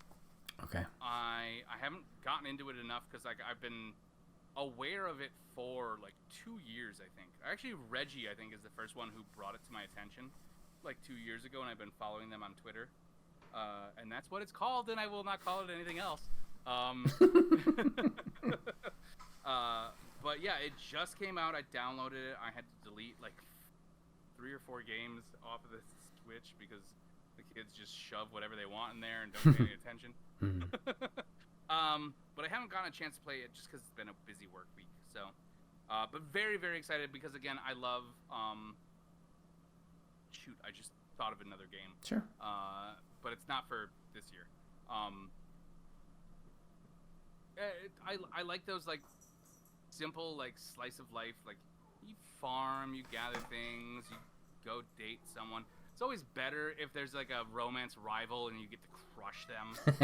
You know, they haven't been doing that with the recent Story of Seasons remakes. Like I don't get to crush any of my romantic enemies by stealing their paramour, but you know, maybe in this one. Who knows? Maybe I can break someone's heart by getting some. I got 2 quick shout outs, both ones I haven't played at all. First one is Born of Bread. I played this at Steam Next Fest. It just came out for PlayStation 5. You shouted out Super Mario RPG. I haven't played that, but this has a lot of comparisons to that. You're a cute little bread loaf boy, and you're trying to help your friends and help your dad from an evil wizard taking over the castle. So yeah, looks cute. Looking forward to playing that. And then the second one, which I'm surprised because it's actually getting good reviews and people liking it, Avatar Frontiers of Pandora. It's that morbid curiosity of like, oh, this looks kind of cool. I might dive into it, but who knows? That's a big if. I'm just like, oh. Yeah. See, I don't give a shit about the Avatar movies. So. See, I didn't think I did either. And then like when I went to Disney this past year, I was like, oh, this is really cool. And then yeah, seeing more of the game. I feel like you have to be immersed in it. Like everyone who loves Avatar, like who really loves it, are the people who like saw it in the theater. Sure. Like when it first came out. Like you have to experience it in the right setting. Sure. And like either in a theater or like being immersed in a fucking theme park. Yeah. Definitely the kind of thing, you know? Yep. All right, Jeff, is there anything else you'd like to shout out that you played this year before we talk about Game of the Years for, obviously, 2023, and then just something we played that we enjoyed the most? God, I hope not. I really rack my brain. Yeah, no worries. Like, it's this combination of, like, I played so many things, and also, like, did I really play anything? You know?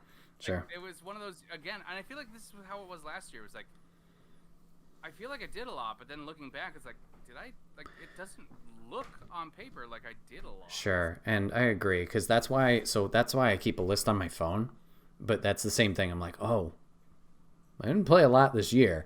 So just very quick, I'm going to run through some of the games that I did play this year. I kept it up with Marvel Snap, no surprise there. Played through Hades again. And then some of the titles that I missed out on last year. Please, go ahead. Yep. Wait. Yes, one. I have not played it yet. Literally announced like 2 weeks ago. Very, very excited about it for it. Hades brought it up. God of War Valhalla.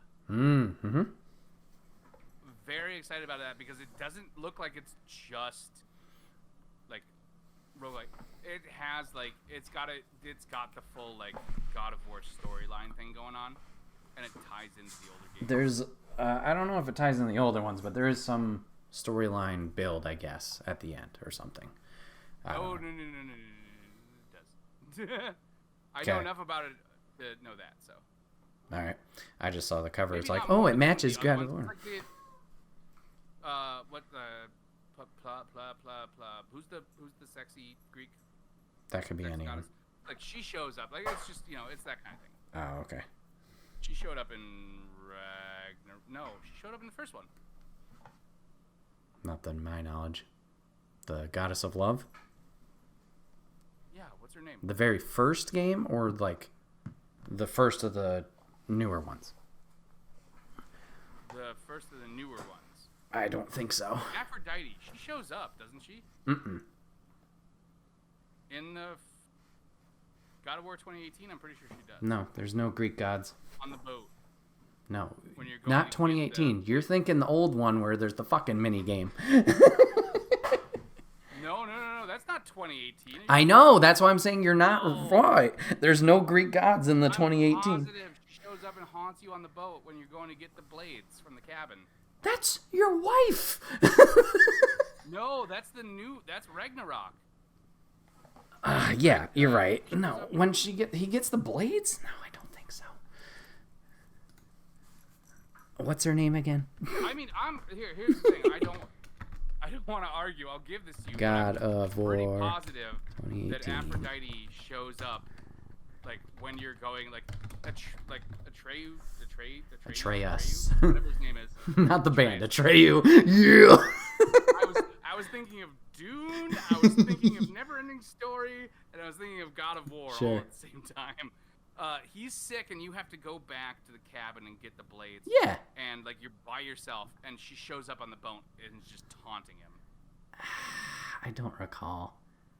It was like 5 years. So let's see. Fatal illness. Sorry.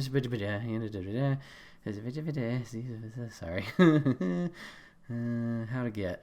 How to leave. Apologizing to the cat? No, you and chat for me going. Ah, it's fine.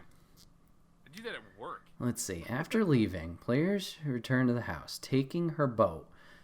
Fortunately, Kratos will float down the river in her canoe straight to his home. Several Hellwalkers will be outside his house. Yeah, I got nothing here about Aphrodite. Or maybe... I don't think any Greek people show up in either. Was it 2018 when the first one came out? Yeah. It's Freya's boat.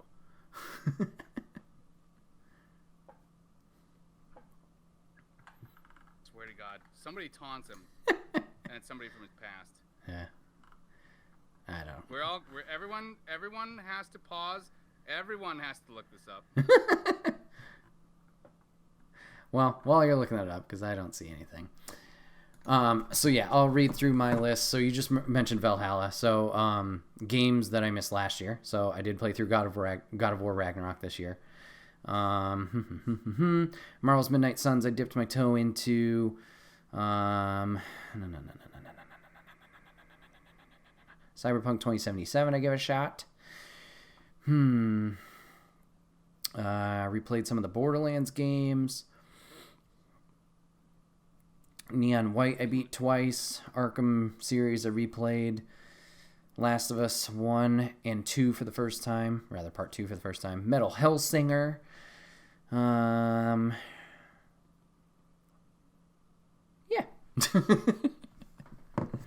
It was Athena. Oh, okay. Like her Wisdom. ghost or Gotcha. memory or something. Gotcha. Because, I think yeah, she's she the only endorsed one him. he didn't actually kill. Well, she endorsed him at the beginning. And then he's like, Yeah. bitch. Gotcha. Okay. All right. So, Ooh, bitch, get out the way.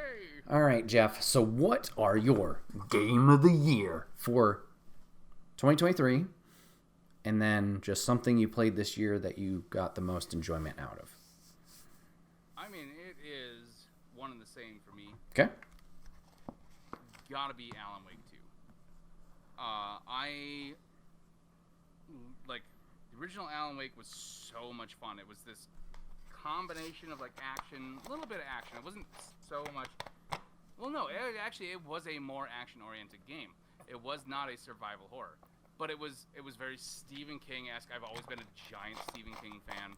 It had a lot of like inspiration from Twin Peaks, like set in a small North northeastern or northwestern town, like weird like power of a creator coming to life and changing the world around them, and something like corrupting that.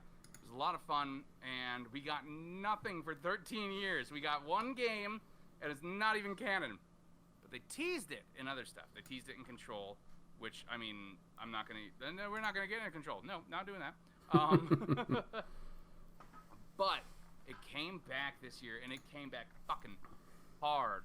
You start out as a big, fat, naked guy crawling out of the lake, and you're like, what's going on? And then you're getting hunted, and then you're dead, and then you're some other person, and you don't even know what's going on. And you have this whole mystery to unweave with this other character, and then you get to, like, oh, Alan's back. And you get to figure out what he's been doing for the last 13 years. Because we kind of thought we knew what he was doing based on his appearances in Control and how Alan Wake 1 ended. And it's all like, oh, do we know what's going on? Do we not know what's going on? The whole game is built around the idea of, like, a narrator writing a story, but, like, is the narrator reliable or is it an unreliable narrator? You know? And it's a much more, like, the new one is a full survival horror. Like, the enemies are way tougher. They are, like, you have to manage your inventory really, really well. They seamlessly blend live action with gameplay to the point where, like, sometimes I wasn't quite sure what I was watching. There's, like, again, and Remedy does this a lot. There's a kick-ass musical section of the game. They recreated it at the Game Awards, which was, in my opinion, like, probably the best part about the Game Awards. God knows it wasn't awarding the game creators. It's... No, shut up. I'm geeking out. What do you want? No, hold on. Baldur's Gate 3. I can't. There's no way I can... Again, as I've been streaming the game, I keep saying, like, I need a board to string things across and, like, tie things together because my thoughts are, like, too far all over the place for all of the other games and, like, Remedy's shared game universe. Because they have a thing where, like, all of their games are kind of tied together. So kind of like the Marvel Cinematic Universe. And there's no way I can put this... Like, we would need a whole podcast. Okay. So I can't. Like, it's just... Alan Wake 2! Do it! Yeah, Game of the Year. Nice. There.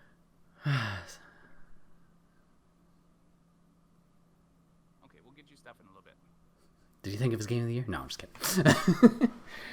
Well, while Sonic is here...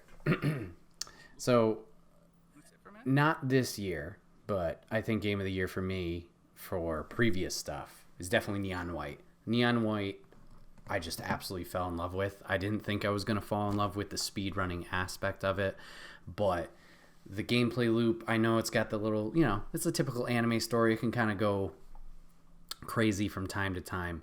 But the gameplay loop in Neon White, just chasing that time, trying to get better, faster, dealing with the different enemies and the card aspect in terms of the combat. Neon White was a lot of fun. Absolutely enjoyed that game. I think that would probably be Game of the Year for previous titles, not in 2023. For 2023, I think I have to share Jeff's excitement, not for Alan Wake, but his level of excitement. I have to share that for Spider-Man 2. Spider-Man 2 is absolutely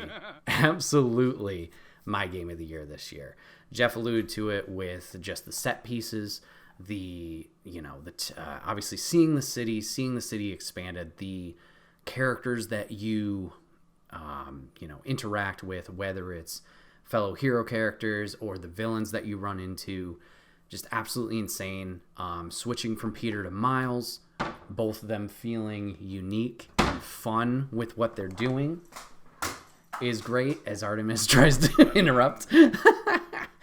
That was awesome, and the story that they told, I respect the Baldur's Gate 3 guy. I'm blanking on his name. He did great with his performance, I'm sure. Yuri's performance as Peter, he killed it. I mean, he did great with the first game, but this game just is leaps and bounds above that one. It's kind of bullshit that... Well, They got Fine. nothing. It was a tough year. Like, definitely, Baldur's Gate guy deserves it, but oof. Yeah, but it's definitely one of those like, okay, like it's very much prom king and queen. Like it's like, okay, Stuff. yes, Yeah. this deserves something. Did this other thing deserve to get fully shut out? Sure. Yeah. So yeah, shout out to Yuri, and I'm sorry, I'm blanking on the Miles actor. He crushed it as well. I did think some things could be better in terms of a balance, but I did enjoy the story that they did tell. I did enjoy the twists and turns that we did go on. I did enjoy the side quests. Like Jeff said, not all of them are winners, but there was a few that was like, oh, we're going here. Guy one got me. Which one? Oh, Howard. Yes, Howard. That was a rough one. That got me hard. I was Yep. like, no, the tears are because the wind is in my eyes from the wind tunnel. Yeah. So that was great. Yeah, just an amazing game. I really enjoyed it. If you guys want more thoughts on Spider-Man, spoilers and non-spoilers, I do have a separate podcast for it, so you can check that out. But Spider-Man 2 leaps and bounds above everything else in terms of my opinion for Game of the Year for 2023 for me. But yeah. If Alan Wake 2 hadn't come out, it would be my Game of the Year, definitely. So yeah, chat listeners, let us know what your Game of the Year is for 2023. Let us know in the comment section down below. We would love to hear it. But now we're going to be talking about the future. We're going to be talking about 2024 and some video game releases that we are looking forward to. So obviously we're going to try our best. Obviously delays can happen, all that jazz. We're going to try our best and just list off some titles that we're looking forward to in the next year and our hopes for those. So yeah, Jeff, did you want to kick us off? Yeah, I don't have these laid out. Sure. By Yeah, you can just month list off because whatever. a lot of them don't have a month listed. Sure. So I'll just fly through them. Yeah. Dreadout 2. Okay. The original Dreadout was a horror game that I found. It was PC only, as far as I know. It might have come out on consoles since then. A lot of fun. You're a schoolgirl in this weird Korean abandoned high school. There's a girl with scissors and a giant pig with a man face, and you got to take cell phone photos of them. It was creepy and a lot of fun. Put that back in. Assuming it actually does come out, Prince of Persia: The Lost Crown, because one, I've been looking forward to the Prince of Persia: Sands of Time remake for like 5-6 years now, and two, like just having a new Prince of Persia game, because we haven't had a proper new one since the one with Nathan Drake. Nathan Drake. I can't think of his name at the moment. The voice no, actor? no. Yeah. Oh. Yeah. Don't remember that one. We haven't had a proper new Prince of Persia game since then. Okay. Because they finished up the Sands trilogy, they released that one, and then there hasn't been another one since. Gotcha. Final Fantasy VII Rebirth. Mm-hmm. Which is another game, again, love to talk to you about. Rise of Ronin looks really cool. I got really into Ghost of Tsushima this year. Nice. Haven't finished it, and I don't know if I ever plan on streaming it or not, but I got really, really into that game. Maybe partially because, a lot because it's fun, but also, again, lots of dress-up options. Iodine Chronicles 100 Heroes, which is a game that maybe not a lot of people have heard of, but it's a spiritual successor to another PS1 JRPG called Suikoden. It was a game where there were literally over 100 characters that you could recruit to either your base or your party for fighting. Dang. And there were like five games in the main series. They were all really good, and they had a couple tactics games too. They were all really, really good. I actually own all of them. I've spent probably close to $800 collecting the whole series. Okay. Between PS1 and PS2, because that's all they never got a release after PS2. Konami. Luigi's Mansion 2 HD. Yep. Because that's the one Luigi's Mansion game I haven't played, and they're all pretty fun. The Paper Mario Thousand Year Door remake, because that's generally regarded as like the best Paper Mario game, and I never got to play it, and good luck buying that on a GameCube. Sure. I'm not made of money. I'm not a model. Did it come out to GameCube? I thought it was only DS. No, Thousand Year Door was. Oh, sorry, GameCube. Thousand Year Door. I'm thinking Luigi's Mansion. I apologize. My bad. Yeah. No, Luigi's Mansion 2 was only Okay. DS. Yeah. Yes, that's correct. That's a whole other list of games that I'll never get to play. Sure. Yeah. Can't find Metroid, the Metroid 2 remake anymore. Nope. Senua's Saga, Hellblade 2. Finally got to see something about that. Didn't tell me much, but got to see something. And also, something that was not mentioned during the Game Awards, but is still slated for 2024, Wolf Among Us 2. Hell yeah. Also, kind of side note, weirdly excited for the Fallout TV show. Okay. Nice. Like, it looks good, and Walter Goggins is generally a pretty solid actor. So, and he looks like he could chew the scenery and that really well. Nice. That sounds great. Nailed it that time. Yep. So I'll mirror your statement with Wolf Among Us 2. Looking forward to that. I think I'm going to try and restream the first one, see what I choose. Well, I don't remember anything that I chose. I remembered, the gist of it. But yeah, that was a blast. So yeah, looking forward to the second one there.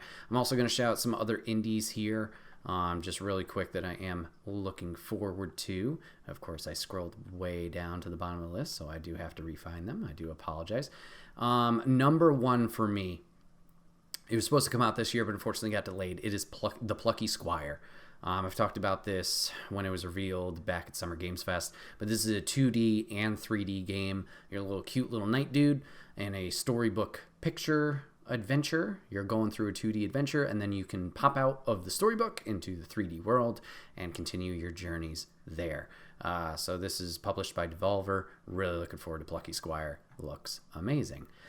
What else was there for indies as I scroll? Because it was a year. Little Kitty, Big City. Another one I played for Steam Next Fest. A lot of fun. You're a cat. You're in the city. You got to get back home to your apartment. Silly fun. So how many people's laundry and how much like potted plants can I knock off of shit? I think you can knock a decent amount of stuff off, yeah. And then there's also Cat Quest 3. Been playing the Cat Quest games. Yeah, you have a cat-heavy calendar ahead of you. Yeah, So Cat Quest 3, Pirate Shane Adventure. Harvest isn't in the screen right now. Oh, this is bruh. the perfect time to He's pop been up. he's been causing chaos. Nope, showed up for December. And then another big one for indies from Clay Publishing. Yes, this is the developer from Chicory, I believe. One moment. Clay Entertainment. Oh, Don't Starve. My apologies. Why the fuck did I think Chicory? Beastie Ball. So this is Pokemon Cross Volleyball. You have to assemble some monsters to play some volleyball. We played it on Steam Next Fest as well. Played the demo. Looks very cutesy and very fun. Do they get to use their Poke powers? So you don't do like, oh, Ember on this one or whatever. You just use like set, spike, do this thing, But they have different abilities that they can do on the volleyball court. Yeah. It's not about collecting. I feel like there's a point, like, 'cause, like, if I have Dragonite playing volleyball, I can just incinerate the other team with a Hyper Beam and win. I don't need it to be able Well, it's to, not about fighting. It's about volleyball. That's what the beasties are into. Somebody watched too much Dead or Alive Extreme Beach Volleyball. This the Pokemon. Let's make this 10 times less horny. But only Miss Misty? not Mr. Mime, but the other one. Jinx. Yes, only Jinx gets the jubblies. Oh boy. And then my two that are, I would say, more AAA. The big ones. Black Myth, Wukong. We saw this at Game Awards. It looks phenomenal. I know developer, a little sketch, but I am looking forward to that and diving into that. And then the last one actually comes out soon. Not next month, but the following month. I know it got a little flack for when it first was released, but I am still looking forward to Suicide Squad Kill the Justice League. I'm looking forward to the story. Wait, you said it got a little flack for when it was what? Released, like they showed off gameplay, Oh, the and trailer. Okay, I was yes, gonna say, because one, it hasn't been released too. sorry, I did. A little flack? Yes, I did get some flack when they showed off some gameplay and the whole battle pass stuff. Understatement of the year. I'm still looking forward to it. I still trust Rocksteady with their stories and their narratives. I understand it's not what people were looking for, like the Arkham series in terms of gameplay, but I'm looking forward to it. You're not wrong. Rocksteady makes, because Rocksteady they made Infamous, right? No, Infamous is Insomniac. That's Spider-Man devs. Rocksteady, the last games they have made has been the Arkham series. What did they do before that? One moment, I can tell you. Rocksteady Studios. I don't know why I can never remember who made the Arkham trilogy. All right, Rocksteady. Come on, webpage, load faster here. Let's see. Our games. So we got Arkham VR, Arkham Knight, Arkham City, Arkham Asylum, and then other than that, they had Urban Chaos, Riot Response. Oh, so really, the Arkham games were like their claim to fame. Yep. Why was I thinking they did?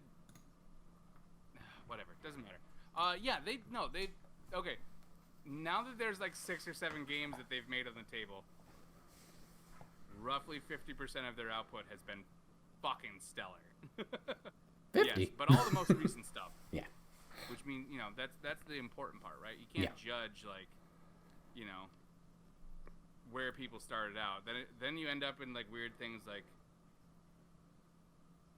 weird-ass, like, PS1, like, Spyro ripoffs and things made Sure. by, like, frickin', 2K or whatever. Mm-hmm. Mm-hmm.